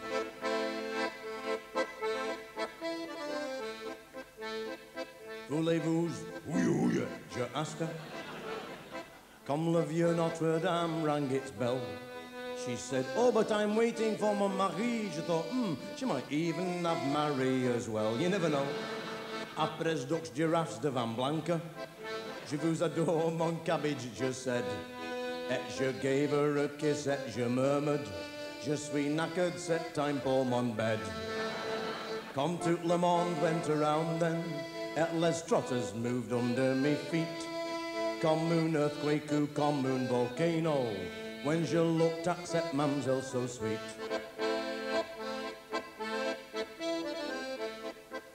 Elle donne-moi un kiss dans le moonlight, sur les trotters de old Paris. Then she said, sacre bleu, madeleine, par les vaux, double merde, c'est mon mari. Well, je tell vous, pal, je was gobsmacked. Je thought it un poor sort of joke, cause Marie was not pas une woman, Marie was un formidable bloke. Comme tout le monde went around then, et mademoiselle, she gave a big shriek, as he knocked me off the trotters de Paris, and into the middle the next week. Now, comme je lie here, dans mon hôpital bed, je curse that bloke called Marie, at the night that je met his beautiful wife, and got plastered there in Paris. Je dis murdo les trotters, et murdo le Van Blanca, et murdo cet hôpital bed. Et je tell vous, pal, when it's holiday time next year, it's a fortnight in Blackpool instead.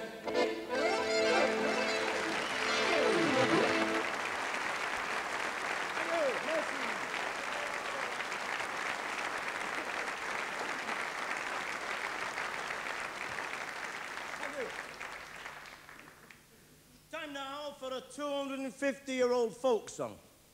But I wrote myself last week. Because I got this very old pen, see? For years and years, I made a living going around folk clubs. And I used to really enjoy it. I used to have a really good time, enjoy myself, smashing, and I got a great love of traditional music from having done that. And I still have. I still like going, playing in sessions, wherever I can get in with the mandolin, the banjo, whatever else. Have a cracking time. But there were a lot of really good clubs, but there were a lot of really weird folk clubs. There were some very, very strange places that used to end up.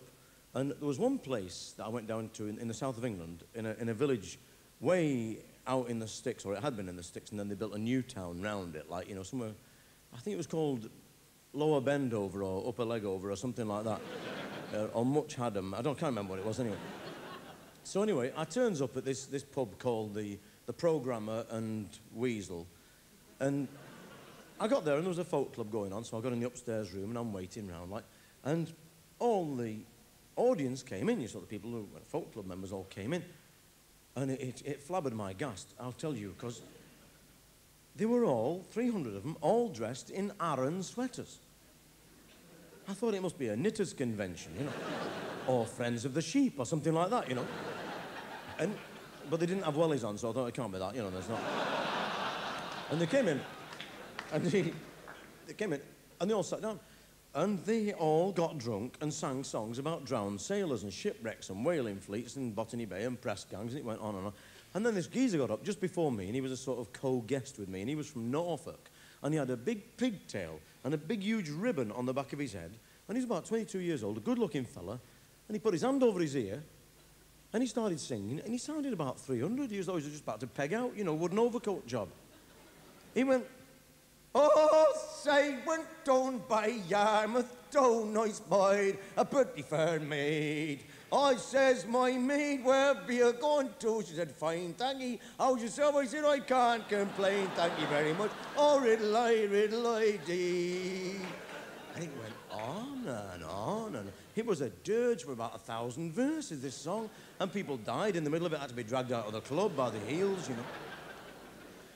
And this bloke stuck in my imagination for years and years and years.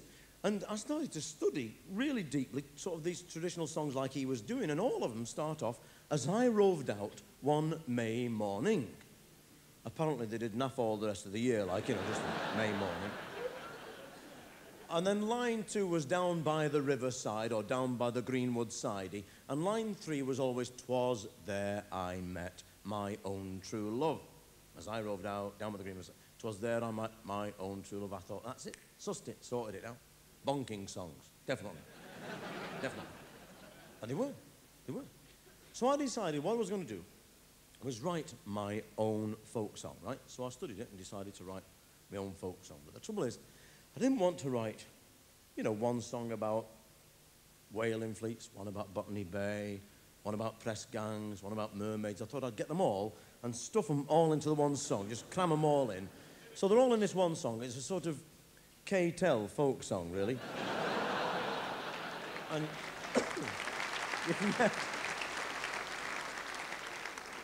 you can get fluff off your jacket with it. It's quite handy, this one. So there's 2 things I do need to say, quite succinctly and quickly, I hope. The first is that every so often, I will go, "Nya." That's a traditional folk singer's way of telling you he's forgotten his words, like, it goes, "Nya." And then every so often, I'll come upon a long word. Now, when I hit a long word, I'll make it even longer by putting extra syllables in. This is so it scans within the meter, you know, so it actually fits the rhythm pattern. So that England becomes Ingailand, Australia becomes Australia, mermaid becomes Mer-I made, encyclopedia becomes book, and walking becomes wallicking, which I thought was something that gave you hairs on the palm of your hands, but it's not, it just means it's old folk singers wait for singing walking. So here we go anyway. No laughing, please, because this is part of the European heritage. Can we have some respect? It's funded by the EEC, this. This and a road in Coleraine have been bought out of this year's budget. Thank you very much. Quiet, please. Thank you very much.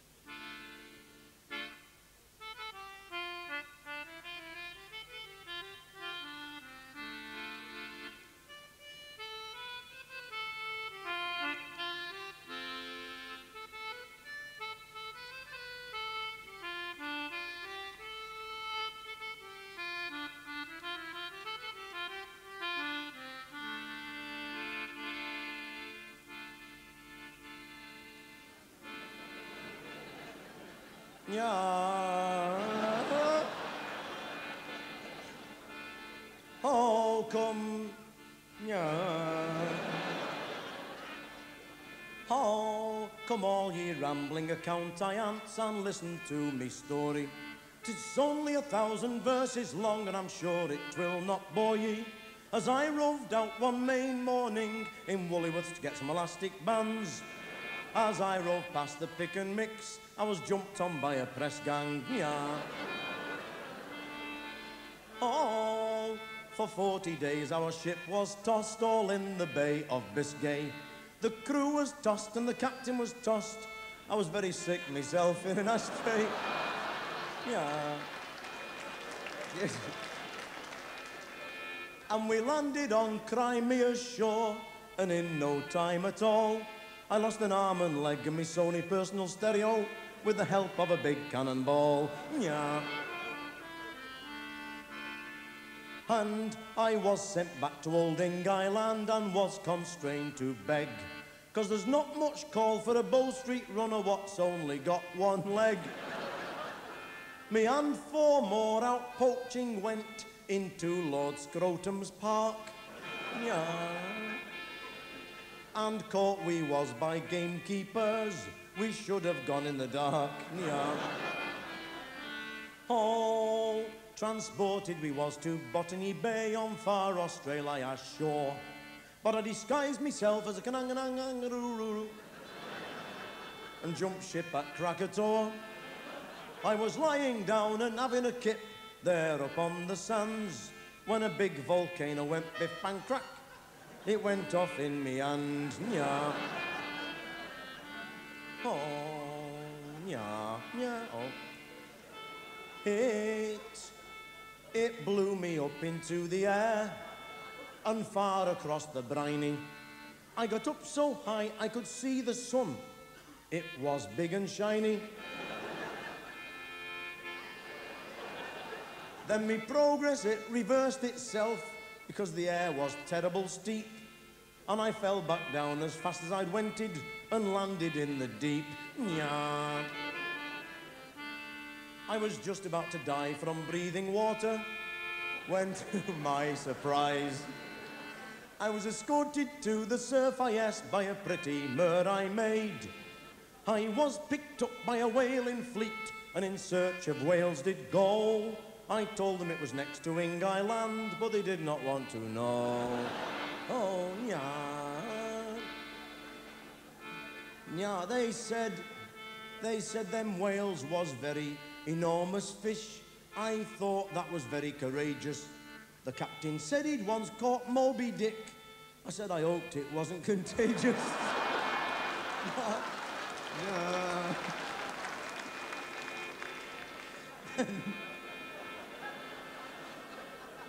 Then I found myself adrift in a pickle barrel when the boat went down in a gale, and I was just about to start eating myself when I was eaten myself by a whale. Yeah. Oh, for 40 days I roamed the earth in Leviathan's old belly. I must admit I've had better lodgings and some that weren't quite so smelly. I decided to escape by rolling myself up in a ball and giving him constipation. There was a bang and a crack and I shot out of the back in the middle of Blackpool illuminations.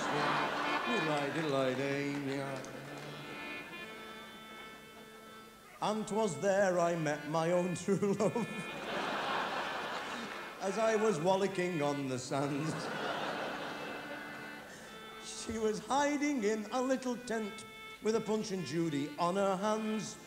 I crept in up behind the tent, so quiet she would not know it, and I put a smile on her crocodile, saying, "That's the way to do it."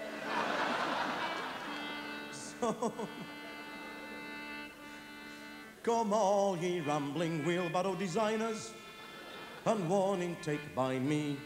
Don't spend your money on women and Guinness when both of them can make you dizzy. And here's a bit of old advice, what I learned from an optimist. Always remember a bird in the hand does it on your wrist. Yeah. 'Cause 'twas there I met my own true love as I was wallicking on the sands. She was hiding in a little tent with a Punch and Judy on her hands. I crept in up behind the tent, so quiet she would not know it, and I put a smile on her crocodile, saying, "That's the way to do it." So, come all ye rambling wheelbarrow designers, and warning take by me. Don't spend your money on women and Guinness when both of them can make you dizzy. And here's a bit of old advice, what I learned from an optimist. Always remember a bird in the hand does it on your wrist. Yeah.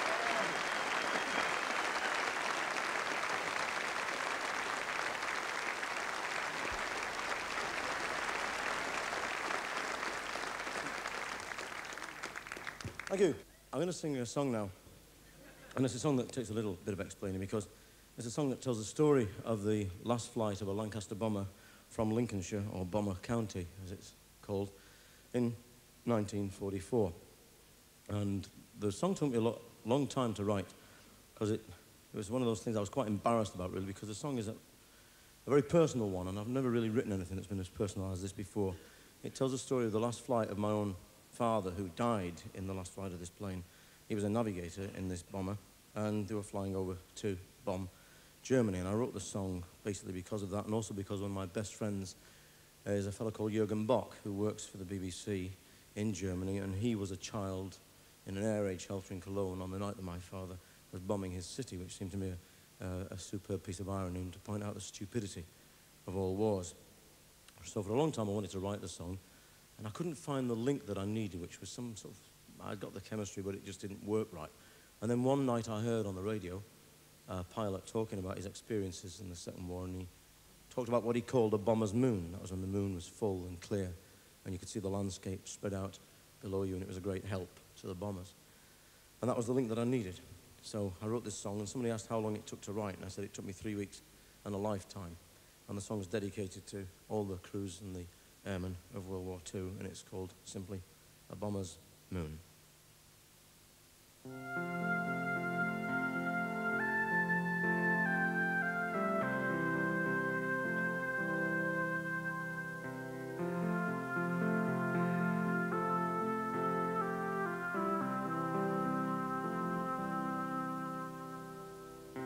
"44 in Bomber County, young men waiting for the night.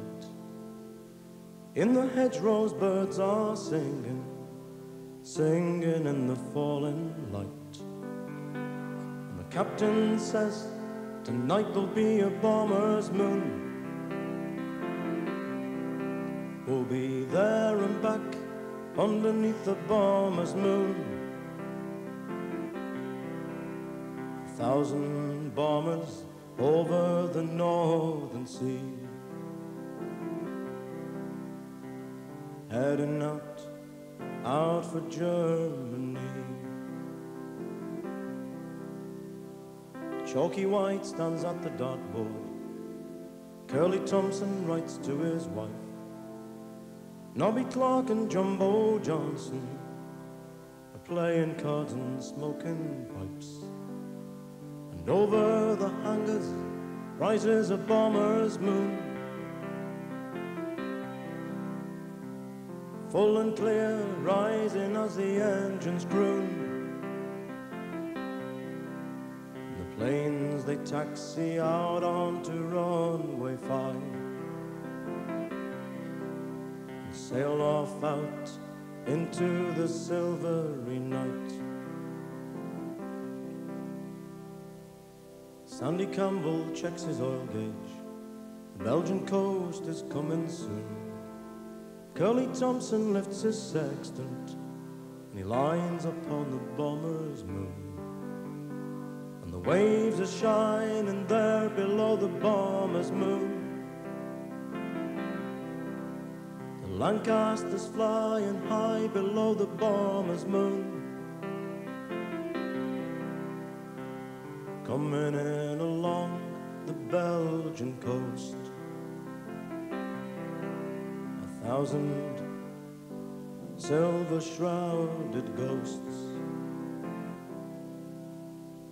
Flares are burning in the city, the pathfinders have lit their way. 10,000 tons of hell goes raining till the city burns as bright as day. And there's people dying there below the bomber's moon. The cities are raging hell below the bomber's moon. The planes head out towards the northern sea. Young men coming home from victory. Flag flies up around the city. Jumbo Johnson banks the plane, goes in low and drops his payload, and he turns to join the pack again. There's a hell on earth there below the Barmer's moon. The flames fly up to heaven below the Barmer's moon. The plane set out towards the northern sea. Young men coming home from Germany. But over Belgium came the fighters, flying high against the night. Curly Thompson saw them coming, closing in before he died. And the young men shot them down below the Barmer's moon. Shot them down in flames below the Barmer's moon. Young men sending young men to their graves, sent them down into the North Sea waves. Now it's 84 in Bomber County. Mrs. White does the picture and she cries. Chalky White in uniform, looking as he did the day he died. And for God's sake, no more bombers' moons. No more young men going out to die too soon. Old men sending young men out to die. Young men dying for a politician's lies. For God's sake, no more bombers' moons. No more young men going out to die too soon. Old men sending young men out to kill. We don't stop them, then they never will. No more bombers' moons. No more bombers' moons. No more bombers' moons. No more bombers' moons.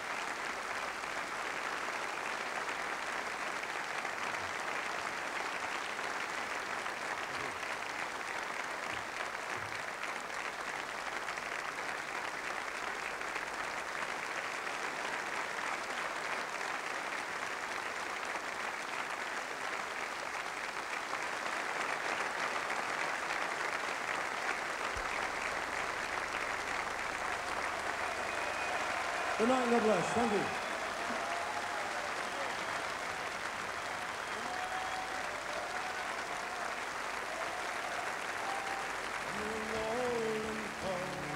Rolling home. Now the night's over, it's time to be gone. Rolling home. Time we were rolling home.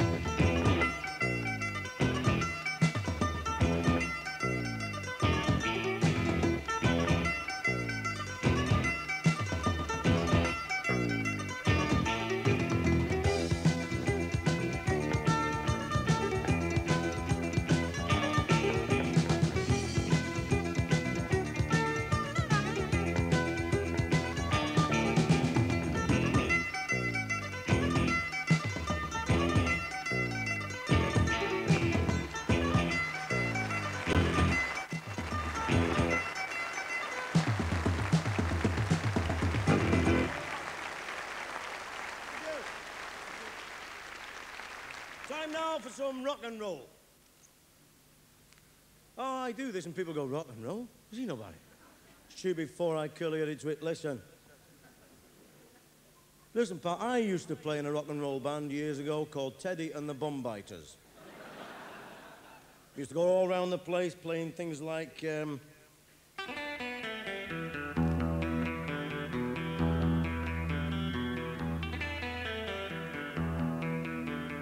when you move in right up close to me, brings big warts out all over me.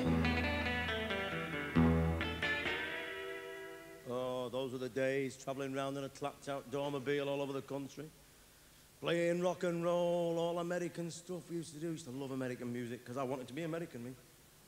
I did. I wanted to be American. I wanted to drive a hot rod to the drive-in movie with a chick and sit there eating donuts and hamburgers and Coke, you know, because they hadn't arrived over here then, you know. And all things American fascinated me. I wanted to go to a soda fountain after school, you know. I would go down the hop and all the rest of the business. I wanted to be like James Dean, you know, Marlon Brando and things, you know. You touch that woman again, I'm going to break your arm. Anything American, I loved it, because to be honest, Crumsel was bloody boring. Nothing to do but watch the paint go dry. It was terrible. And I was going through that horrible period in your life as well. I was going through that period called adolescence. You know that period? It's going to be the worst thing that can ever happen to you in your life, that. There's 3 things happen to you in your life. Being born, dying, and the bit in the middle, right? And the worst thing about that bit in the middle is adolescence. Because your parents, who brought you into the world, you didn't ask to be born, did you? They brought you into the world, dressed you up, fed you, proud of you. When you swam your first length, and you got your brownie badge for keeping a crocus alive for a week. They loved you. Then all of a sudden you reach adolescence, they think you are a boil on the bum of mankind. They hate you. They can't stand you. They don't like your clothes. What, you're going out dressed like that? You are. Look at the stick. They don't like your hairstyle. You go home with a new haircut. Your dad goes, my God, Holy Mary, my God, what? God, my God, don't even, stay in there, Winnie. Don't come out of the kitchen. Stay in there. What the bloody, what do you call that? It's a Mohican. You look like a bloody circular saw. My God Almighty. If your grandmother sees that, she'll drop dead now, for God's sake. Don't like your fashions, hairstyles, don't like your friends. They hate your music. Oh, your music. Your father comes flying in out of the kitchen into the living room. Turn that body round. I'm trying to do me pools. I can't hear myself think. What in God's name's this? It's Boy George. Boy what? Boy bloody George? Spelling the bloody army would do him some good, I'll tell you that for nothing. I know what we call him when I was a lad, Nancy Boy bloody George, that's what we call him. Hey, is that one that says he'd rather have a cup of tea to sex? Yeah. You better meet your mother, they can mash a pot between them.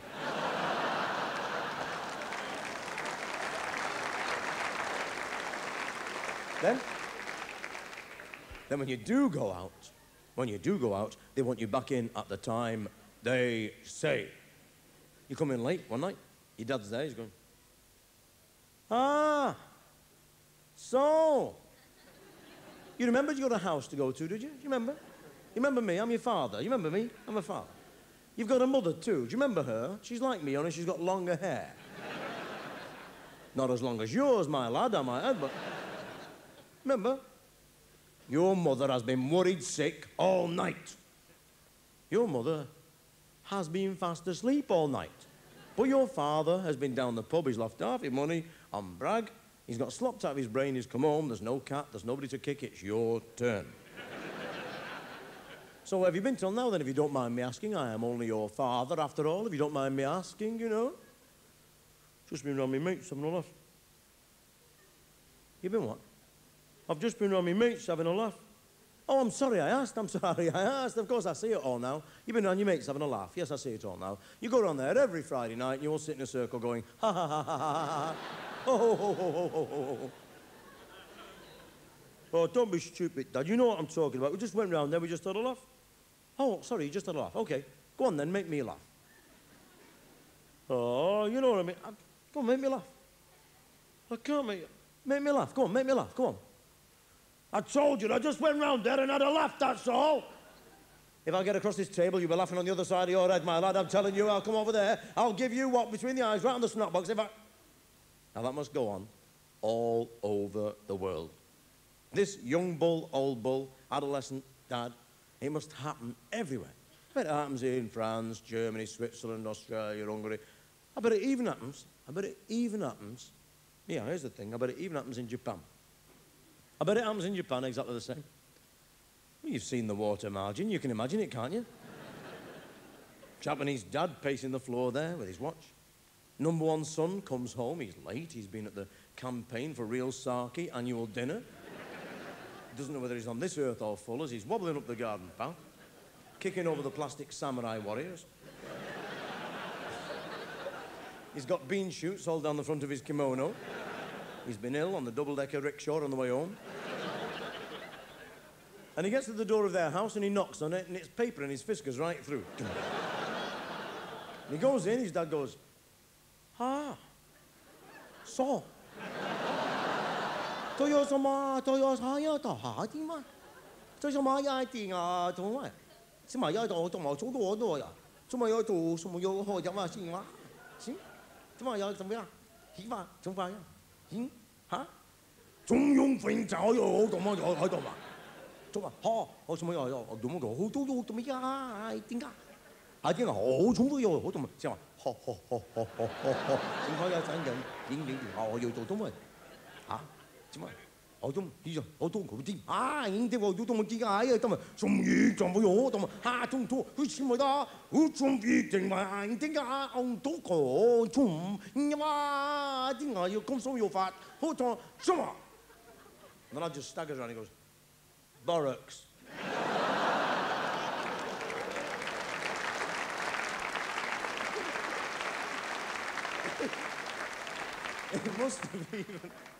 It must have loved doing that.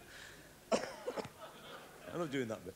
It must have even happened in Roman times. But in Roman times, you got a Roman dad there.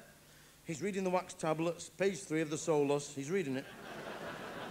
Turns over, he's looking at the back to see the results, and he's gone down again on his pools. Lions 5, Christians 0, he had him down for a draw. And the lad walks down, he's trying to sneak out without his dad seeing him. He's got all his new wave gear on, all his punk gear on, trying to get out to the Colosseum where there's this new band called Quo Vadis on. He's trying to... And the dad sees him, he says, "Hey, our testicles, come here. Come here. You are not going out dressed like that, my lad. That toga is far too short. Bend over in that, you'll see all your forearm. Now, don't be so stupid. You're like a bloody pawnbroker sign. Now, go upstairs and get changed. Go on." So they don't like nothing about your fashion, your music, your hours, the clothes, the way you wear them, your hairstyle, nothing. And as if that was not bad enough, at that moment in your life, in adolescence, your body enters a state called puberty. And it starts changing. You wake up one morning, you find out you've got hairs in places that you never had them in before. You're going, "Oh, I better get up quick and do me paper round, otherwise Mr. Emsall will be shouting at me. I better get down to the shop quick and get me papers sorted out of it. Oh, God. Oh, God, I've got moss in my armpit. Oh, God. Oh, both of them. Oh, no. I'm deformed. Oh, it's hair. He must be the roots growing through off my head. Oh, God, oh, God. Oh, God, what am I going to do? Oh, God. Oh, God. I'll have to shave everywhere now. Then if you're a girl, you've got your own particular problems, because if you're a girl, you suddenly get your first pair of bazooms, right? Well, they're not your first pair. There's no second pair. You know what I'm trying to say? It's a difficult thing, language. You get your first pair of bazooms, right? And I know I had sisters. You get your and you've got to go down with your mum downtown to Marks and Sparks, and you get your first bra, don't you? You get your little teen form or your maiden form or whatever it is, and you go back home, and you, in the privacy of your own little bedroom, with your Duran Duran posters or your Bay City Roller posters or your Genesis posters or your Frank Highfield or, depending upon how old you are, your Joseph Locke posters. There in the privacy of your own little bedroom, you learn how to put that brassiere on. Because it's not something that comes innate. You don't instinctively know how to put it on. It's not like us fellas taking them off. That's an instinct. That's raw, pure instinct. That's the mating. It's just pull, flick, twist off. I mean, that, you know how to do that when you're born, you know. But no, girls, they've got to learn how to put theirs on. Now, I have researched this. There are two distinct schools of thought in the Western Hemisphere when it comes to the putting on of the brassiers. And I want to look round this room tonight. I want to look round this opera house here in Belfast, and I want to see which school you belong to. Not you, sir. There's a bloke with me. No, the ladies. I'm going to actually look round. Because there's your straightforward, no-nonsense, down-to-earth front-loaders, right? Yeah? Over the shoulder, fasten around the back, sort it out. Right?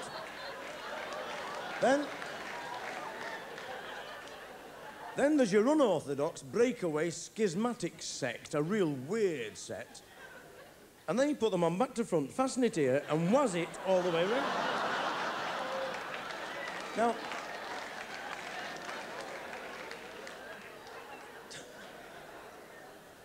there's about 60 downstairs. Now listen, talking honestly, that does seem, and as a rank outsider I may add, that does seem an arse-about way of doing things to me. I mean, I don't put my underpants on back to front and waz them all the way around. Because you'd end up with Z front underpants. You can only whittle lying down into a sponge.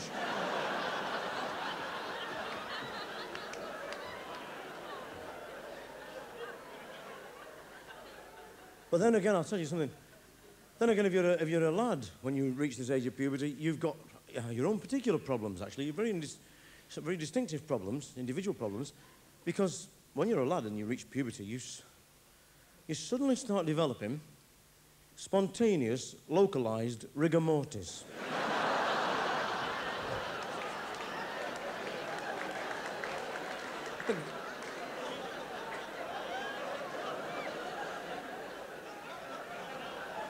And the first time it happens is usually on the bus coming home from school. You're sat there, you're going, hey up. And then, hey up. Stand back, everybody! Don't know how big this thing's gonna get, it's never happened before. And you're going off the bus with your satchel like that going.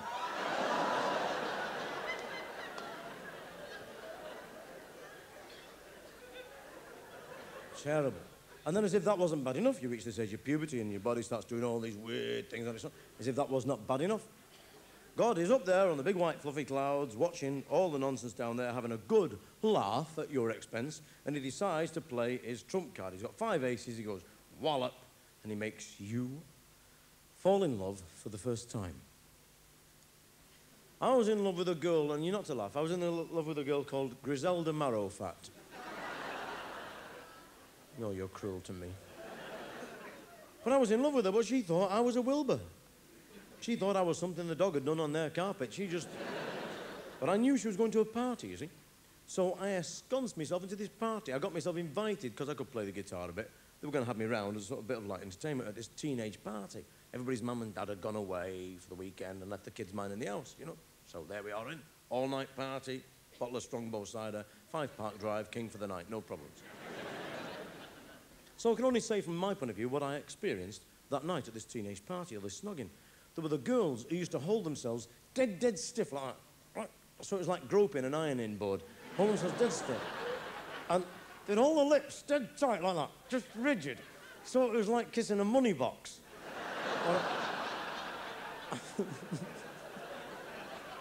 Or a cut in a pig's bum, you know. And then there were the girls who used to suck dead hard. So you get dragged in from miles away going...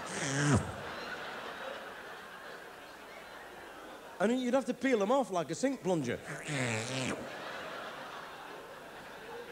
And then there were the girls who dribbled a lot. They were dead wet kisses, so you'd be kissing them, it'd be running down your chin and your shirt. And you'd be going home with chapped legs going, oh.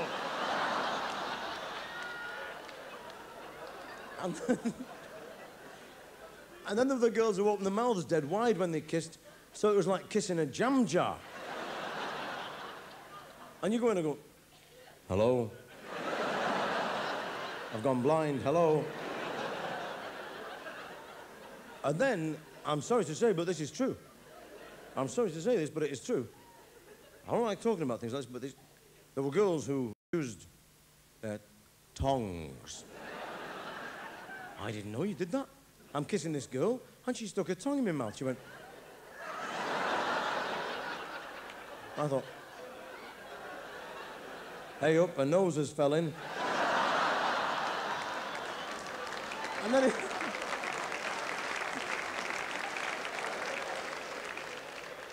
And then it started wiggling about. It's going... I thought, you can't do that with your nose, can you? Then I realised it was her tongue. And I thought, what's she doing with her tongue in my mouth? It should be in her mouth. So I thought, she must have lost her chewing gum.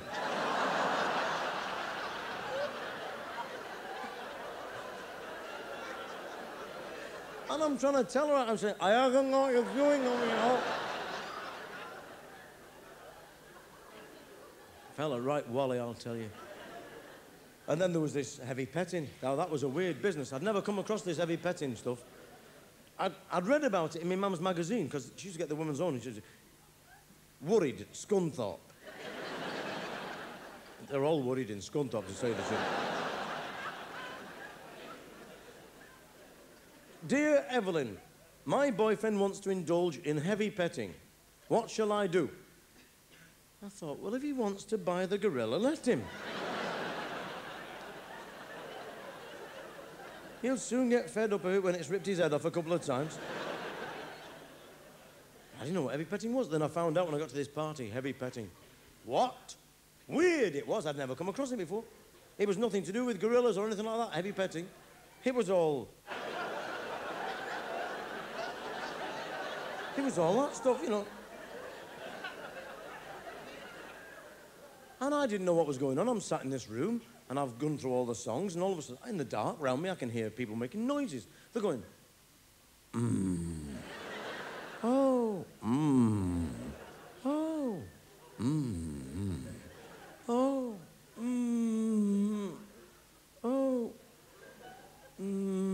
and then this girl went, oh.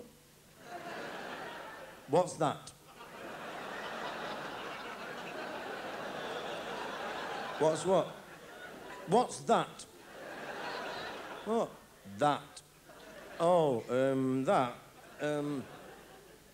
It's me torch.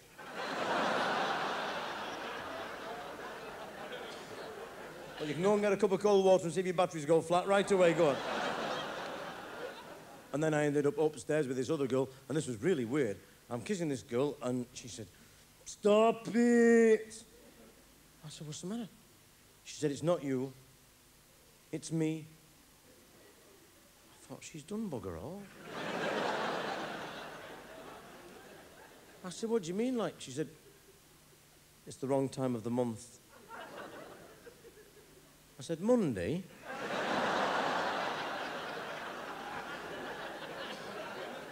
And she just said yes, and I didn't know any different. I believed her. What did I know about that? Nothing. And for 2 years after that, I never kissed a girl on a Monday. Never. I thought there's no point. They don't like it. I took this girl home. Honest to God. I took this girl home, a really good-looking girl. She said, aren't you going to kiss me goodnight? I said, no. Wrong time of the month. She went...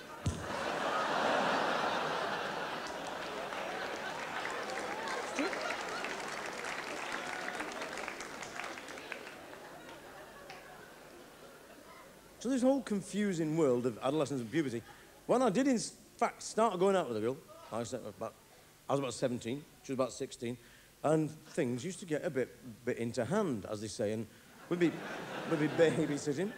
We'd be babysitting there in the front room, Mum and Dad would be out, we'd be there watching, you know, Panorama or something like that. And she'd go, Stop it, you're getting yourself all worked up.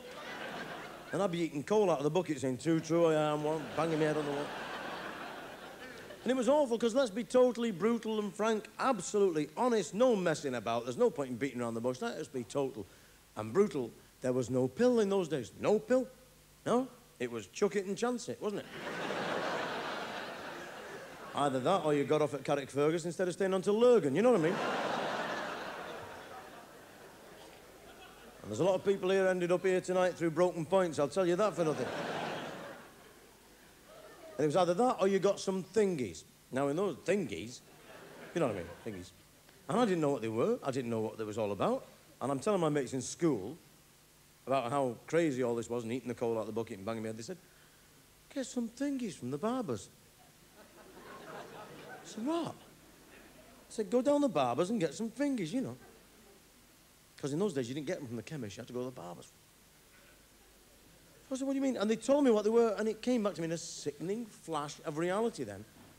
When I was 9 years old, I was sat on a plank across the arms of the chair in the barber's having my hair done, and there was a bloke next to me. The barber's finishing him off, and he said, anything for the weekend, sir?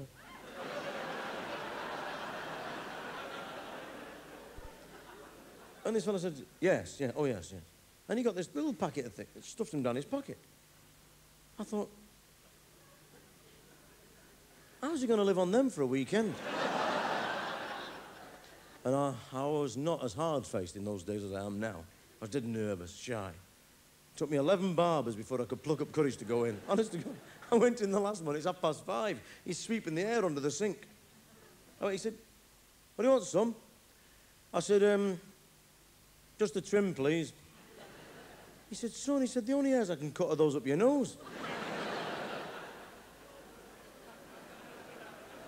He said, what do you really want? I said, I want some of them again. He said, what? I said, I want some of them again. He said, what? I said, have you got anything for the weekend? He lent me his fishing rod.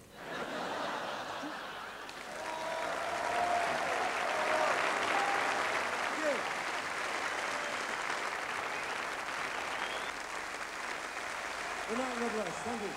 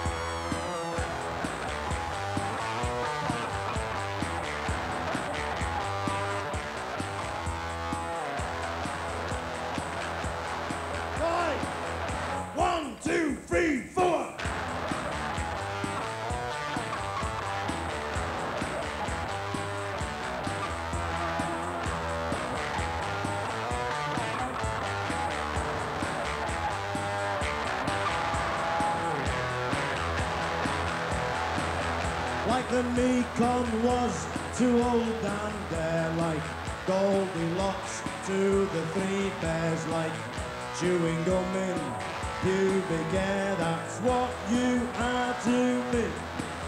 Like an umbrella to a duck, like a blank page in a book, like blow football needs a suck. That's what you are to me. 'Cause I need you like a dose of the worms. Thinking about you makes me squirm. Being near you makes me so low. You're the old in me polo.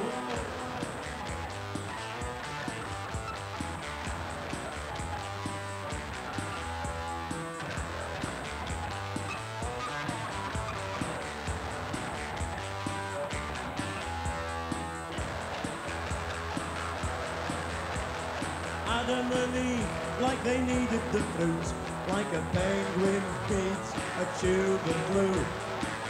like a fart in a diving suit. That's what you are to me.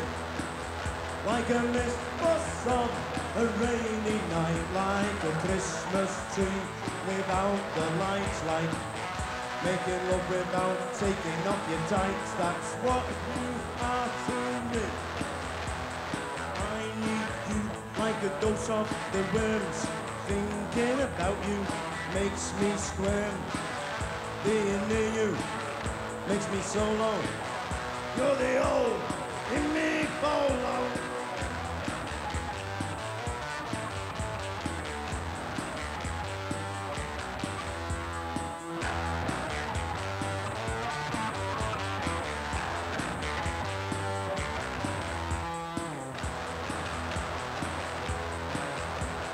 You're as fresh as last month's socks, as funny as a dose of the chicken pox. If I didn't love you so much, I'd bugger off.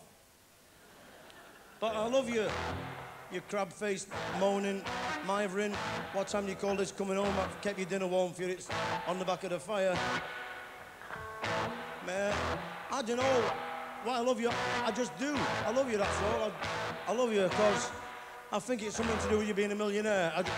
I'm not sure, but I do. I love you, I do, honestly, God.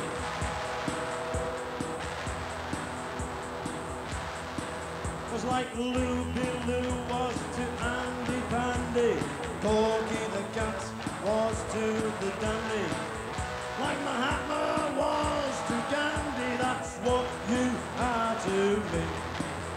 That's what you are to me. That's what you are to me.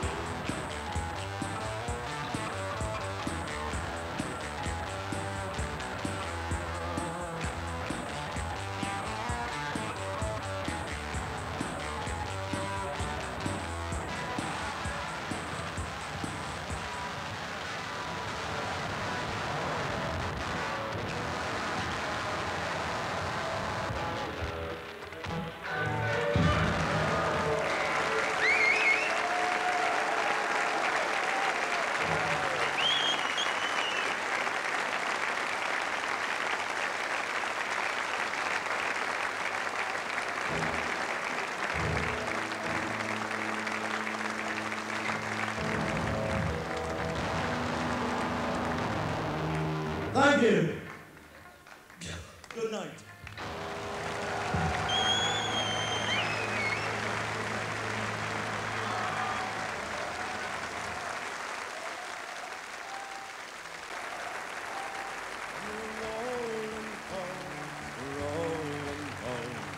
Now the night's over, it's time to be gone. Rolling home. Time we were rolling home.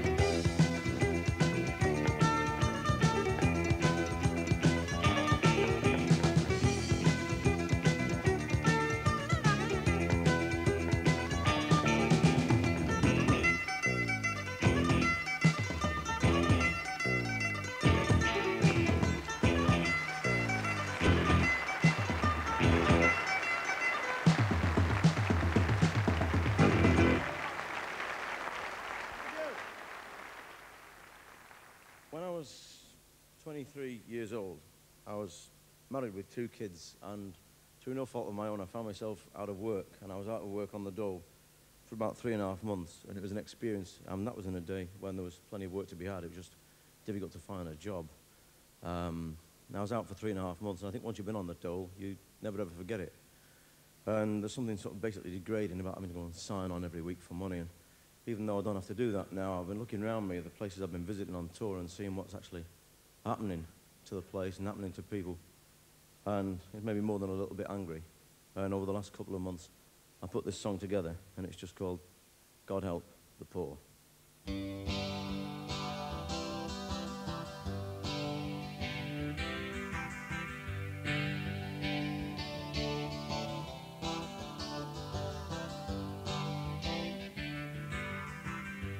Going down the road with a hole in your shoe, ain't even got the money to booze away the blues.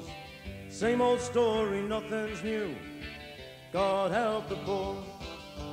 Hole in your sock, a hole in your shirt. You gotta wear a scarf to hide the dirt. What you gonna wear to hide the hurt? Oh, God help the poor. God help the poor. For years and years they kept telling you, we need you. Now the only place for you is down in the dole office queue. Well, you talk about the 30s, nothing's changed. Same old people getting screwed again. People at the top say they're not to blame. Oh, God help the poor. God help the poor. 15 years at the job that you did, the bossy come along, pulled away the skids. Christmas is coming, what about the kids? Oh, God help the poor. God help the poor.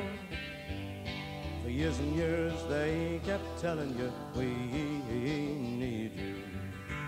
Now the only place for you is down in the dole office queue. Well, you never was one to shirk a fight. Knew what was wrong, knew what was right. Now you're in the dark and they've turned out the lights. Oh, God help the poor. God help the poor.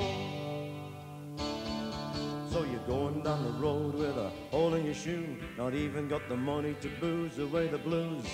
Same old story, nothing's new. God help the poor. God help the poor. God help the poor.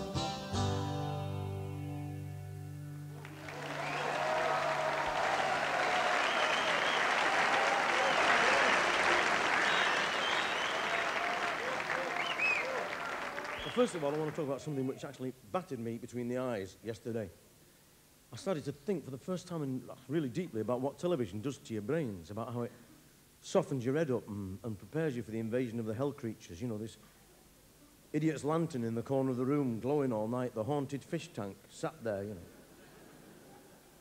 It does your brains in. Honest to God, I was in the hotel the other day, and I thought I'll watch the telly while I'm in the bath. You know, I thought it would have seemed a good idea. Like, you know, there's no telly in the bath, but I thought I can just adjust the bathroom door mirror so that I can see a reflection of the telly, you see. So I started running the taps, you know, and I beat them because they got no legs. And, and then the brain's gone. And then I went over to the telly and I turned it on. I said, I love you, telly. and then I went back. And then I turned it on. I went back and I got in the bath. And the telly warmed up, and I was stuck in the bath, wet. I couldn't get out and switch it off because I've electrocuted myself. And I had to watch 4 seconds of Crossroads. I have had more fun watching Nettle Rash come up, I'll tell you. Then after that came the adverts. Now listen, these adverts do your brain in. I cannot believe these adverts. What do these Wilburs in London, these Warts, these Wazzocks down there, what do they think we are like that we're going to believe? All that garbage, that gubbins, that rubbish that they keep putting out in these adverts, they must think we're radio rental. They must think we're potty. Take for it. Oh, don't laugh. I'm telling you, these advertising agencies, these big multi-million-dollar concerns like Snatchy and Snatchy. Yeah. Oh, don't laugh. They sold us a prime minister, pal, I'll tell you. Oh. Oh. People from the Malone Road are not clapping. Fair enough. No, they must think we're mental if we're going to believe them adverts. Take, for example, a typical advert for floor cleaner, a floor cleaner advert. It doesn't just have a bloke stood there with a tube, plastic bottle going, grot shift. 30p a tube gets all the crap off your floor, okay. Because these Wilburs in London have sat round a table and they've gone, how are you this morning, TJ? How are you? Okay, okay. KQ, CM, fine. Super, okay, everybody. PJ, FU, okay, fine. Fine, super, everybody. Okay. What account are we working on this morning? What's the account? Northern Brewer, is it? Okay, everybody. 2 minutes. Think Northern for 2 minutes. Let's have some really snappy ideas. A few ideas at the flagpole. Salute them if they work. Okay, everybody? Here we go. Think Northern, everybody, and then it's off to Langham's Brasserie, a few G&Ts and an early lunch. Okay, everybody? Super. Super fine. Okay, everybody? Here we go. Think Northern.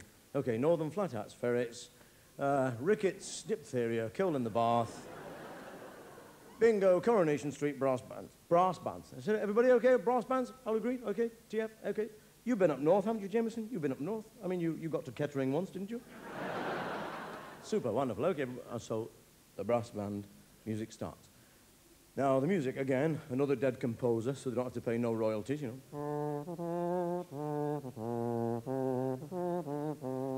Down the hill they come. And these four fellas turn right into the pub. Now, the pub is the biggest con ever, because the pub is a real old northern boozer, you know?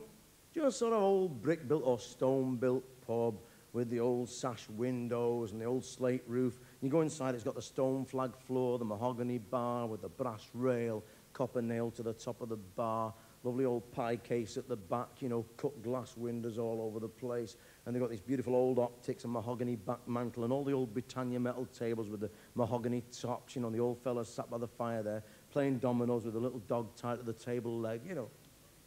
The very pub the Piggin Brewers have been knocking down for 30 years. And replacing with these weird Formica palaces full of electronic games like Space Invaders and Death Ray Stingarooly Bamelgon.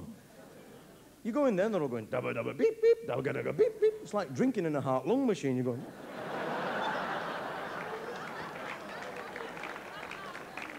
But into this imaginary pub which they've all knocked down come these butch macho types in the lumberjack shirts. All male models and actors. They come up to the bar, they go, "By heck, what have us to have for drink than us? 36 pints of tittly better, please, Maureen." And Maureen gets the glass, shoves it under the pump, gets hold of the ceramic handle and goes, and then the sound effects start. Camera zooms in tight on the jug.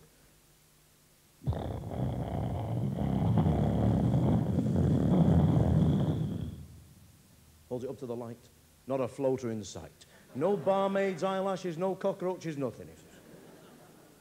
Half of it down his neck in one, puts it down, the cream slides down the inside of the glass. And then this off-camera voice, trained in emotion and surgery, that's done all the Condor adverts and things like that, comes in, close on mic, and goes, "Tiddly better men.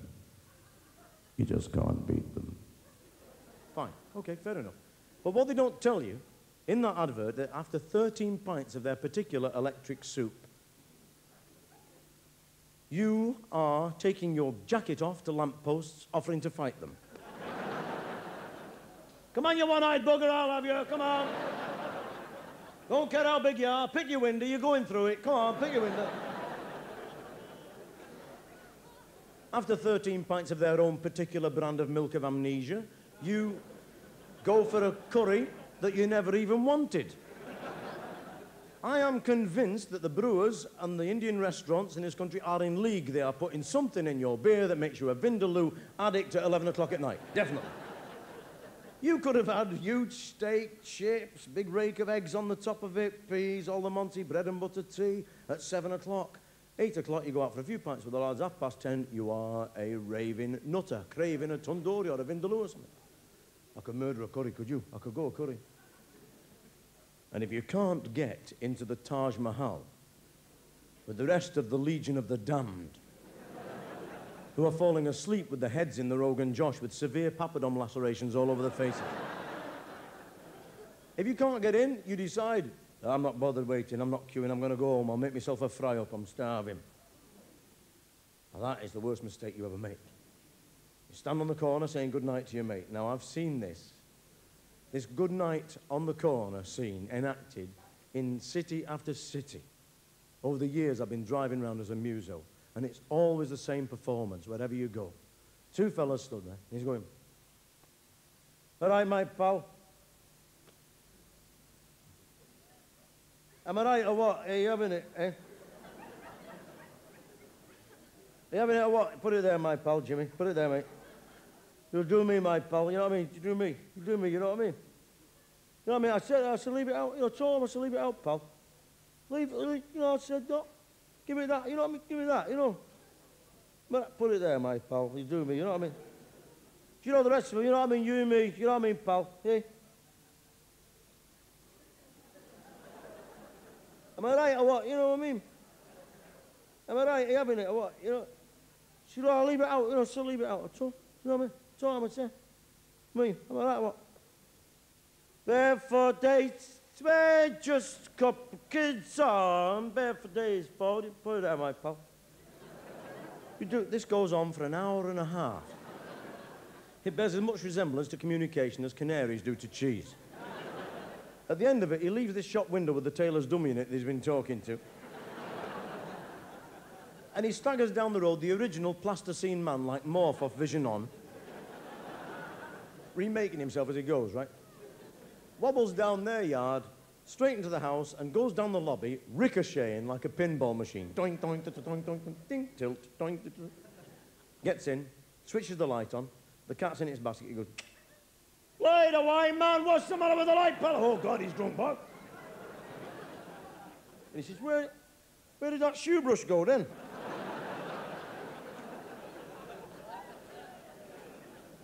Right, let's get that fry up, then. Let's get that fry up down the neck. Sticks to your ribs, that stuff. Put fur on your back like velvet. Where's that fry up? And he starts looking for the frying pan. I don't know where she hides things in this bloody house. You can't put anything down without she hides it somewhere. She hides every buggering thing in this bloody pig and swine house. I don't know. It's nothing getting on my Nelly. I don't bloody know. You can't put bugger all down without she bloody shifts it and bloody hides it somewhere. She's potty. She's going round the twist. She's definitely going loopy juice or something bloody balmy. She had me bloody motorbike last bloody week. I don't know. Putting them sheets on washing line. How did I know it was behind them buggers? How did I bloody know? Look, look at this here, look at this gas, look at this gas meter on the bloody cupboard. How's he going to find that when he wants to come and bloody... She's bloody balmy, I'll make a row, I'll wake the bugger up, I'm not bloody bothered. Every pan, bloody frying pan, I can find every pan. Mixture bloody, I'm fed up with this bloody place, I'm pigged off with it. Bang, slam. I'm fed up, I can't find enough oil in this bloody house. I might have known, she's idiot on cooker, I might have bloody well known. And he staggers over to the stove. And it's new to him. She's only had it for 4 years, so he staggers over to the stove. This one has not got a pilot light. It's electronic ignition. So he turns the gas on. Come on, light you bugger, come on. Come on. Sees a button. What's this button for, eh? Presses the button, it's going... There's a bloody clock in this or something. And he gets his ear right down to the frying pan to listen to the clock in the stove.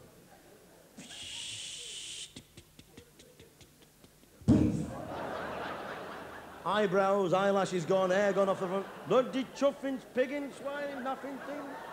I don't bloody thing. Look at the blood. It's that bloody North Sea gas. It's too bloody wet to light. That's the trouble with it.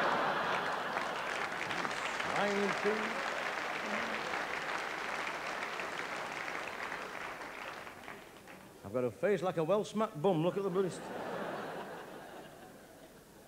And he staggers over to the fridge. Goes over to the fridge. By now, he's got the IQ of a garden snail.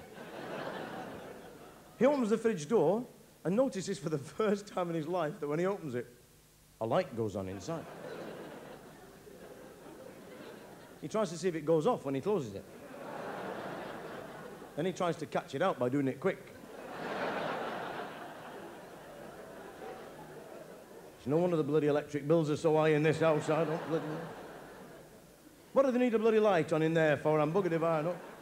What do sausages need to see? I'm damned if I know. I'm taking the eyes out of them kippers. I'm not paying good money for them to be looking around my fridge. And in the end, in disgust, he throws the door open. He says, bugger it, he says.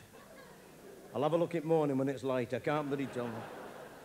Then out of the fridge, he takes a flavour-sealed pack of Walls' smoky bacon, unopened, sealed, vacuum-sealed, so it all clips around the contours of the bacon in that really thick polythene, you know, that really thick stuff. Let's face it, when you're sober, that's hard enough to open, isn't it? In his state of mind, Captain Nonsense, no time at all.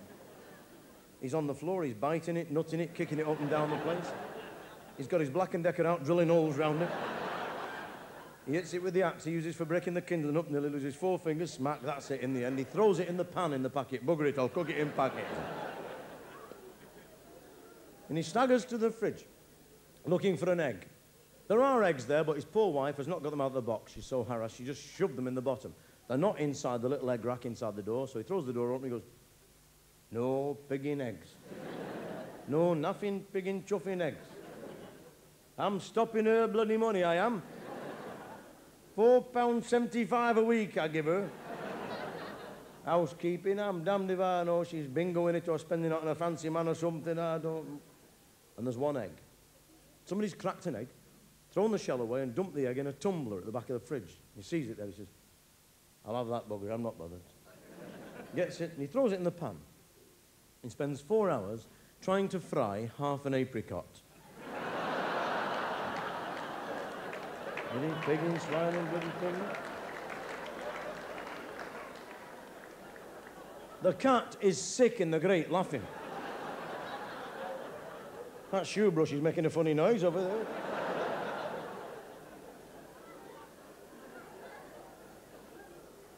It's these bloody battery ends, that's the trouble with them. Can't expect him to lay proper eggs if he's shoving batteries up the bugger, can you?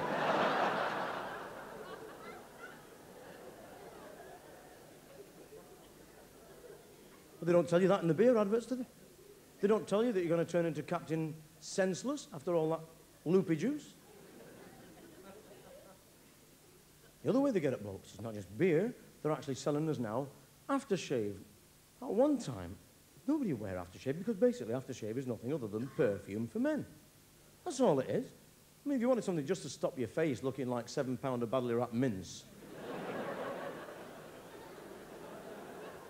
you'd use surgical spirits, because that's the basis of most aftershave, wouldn't it? But knowing you've got to use this stuff because it's got perfume on it, that's what they sell you now, the perfume. Now, at one time, if you used anything like that, you were a Bertie Woofter, wouldn't you, you know? I remember the first time I got some Old Spice, one of my girlfriends bought me Old Spice, and I put that on. I was about 15, and I'm walking past my Grandad, he's doing his racing page there, and he's got this thick pipe with loads of thick twists in it, smoking it, black clouds all around his head, and I'm walking past, he went, come here, you. By heck, he said, you smell like a pox doctor's clerk.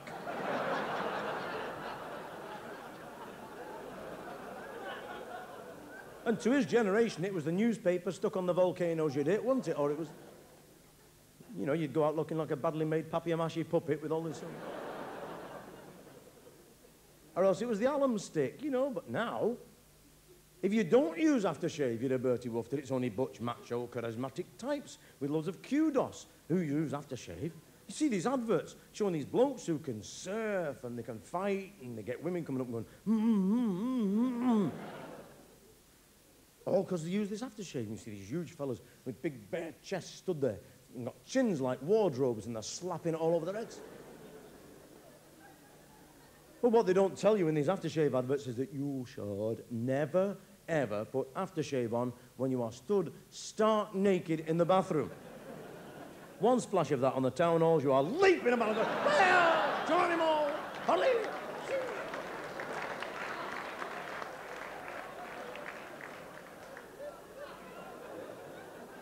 And the kids come in from school and they go, Ma'am, what's me dad doing with his willy in the fridge?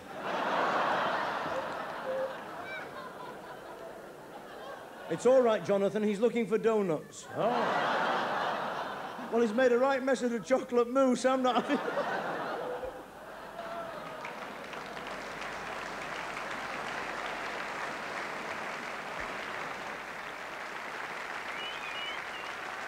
Thank you.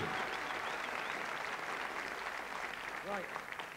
This is the last one tonight, I'm afraid, because we've got another booking after this. It's in, here we have, it's in July. Before I finish, I'd like to thank all the Muppets in the scene. And I'm going to finish with a song which I will dedicate to all of you tonight. I've had 3 cracking nights, I've got 2 more to go in Belfast. I've had the time of my life. I mean it with nothing but really good time, both here, the Crown across the road, here and the Crown, and then we've had a good time here and the Crown. In fact, if you actually look, the tarmac is down about 2 inches between here and the Crown. Me and the roadies going, we've got wheelchairs now, we just come backwards and forwards, like, sort of lying across the road like that. We had a smashing time. You've made us all totally and absolutely welcome, not just here in the theatre or in the Crown, but on the street. Everywhere we walked, people just stopped and said, enjoy yourself, have a good time, and we have been doing so. This song, from me and the lads, the roadies and the BBC crew, have been doing a bit of filming tonight, so if you are sat with somebody you shouldn't be sat with. So this last song is for all of you, just a way of saying thank you from all of us. And it's called Rolling Home. It's got a chorus that goes, rolling home, when the night's over, it's time to be gone. Rolling home, it's time, we were rolling home. If you can sing it, smart, lovely.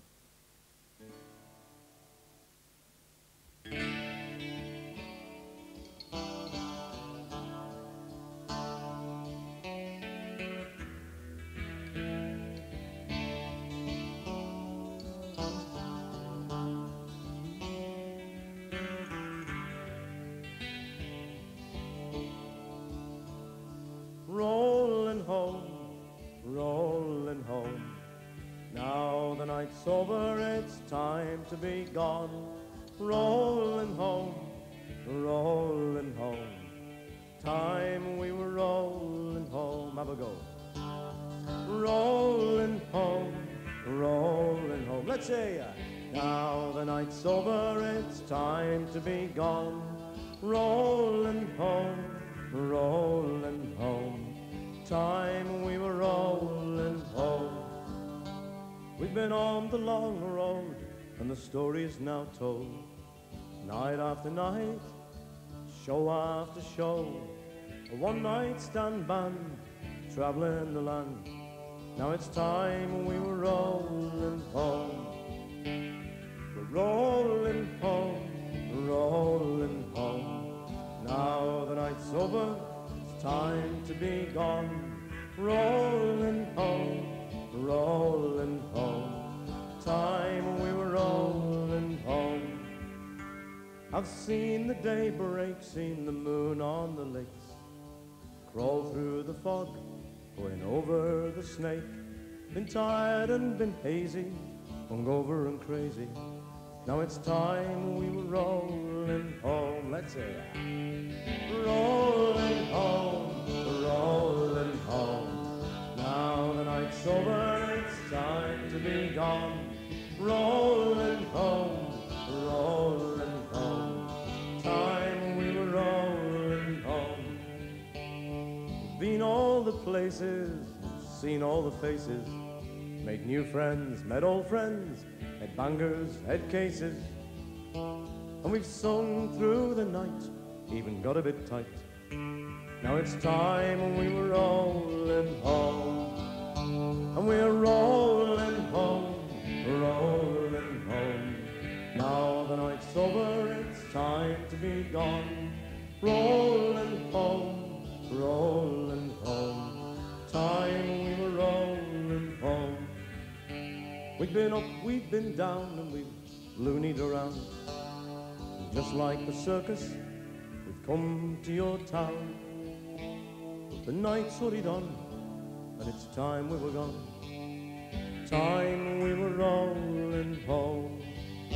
And we're rolling home. Now the night's over, it's time to be gone. Rolling home. Time we were rolling home. Before I sing the last verse, thanks again for having us. I'd like to leave you with a little thought. I'm not a great philosopher, but I do have a couple of things that I actually believe. And one of them is this, that I don't believe any man's good enough to be another man's master. And if somebody starts to give you a hard time, doesn't matter who it is, they're giving you a hard time, whether it's a boss at work or teacher or parents or whatever, whoever it is that's giving you the hard time, while they're doing it, just imagine that they're sat on the toilet with the trolleys round their ankles. You cannot take them serious after that. I better warn you, though, it does not work with the police. It doesn't work with the police. So come one and come all, for the parting glass calls. May your pleasures be many and your sorrows be small. And I'll raise up me beer, wish you good night, good health, good luck, and good cheer. 'Cause it's time we were rolling home, and we're rolling home, rolling home. Now the night's over, it's time to be gone. Rolling home, rolling home. Time we were rolling home. One more time. Rolling home, rolling home. Now the night's over, it's time to be gone. Rolling home, rolling home. Time we were rolling home.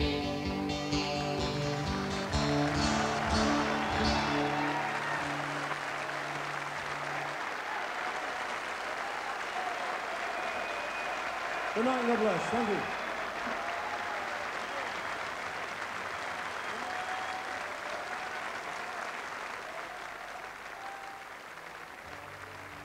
And we're rolling home, rolling home.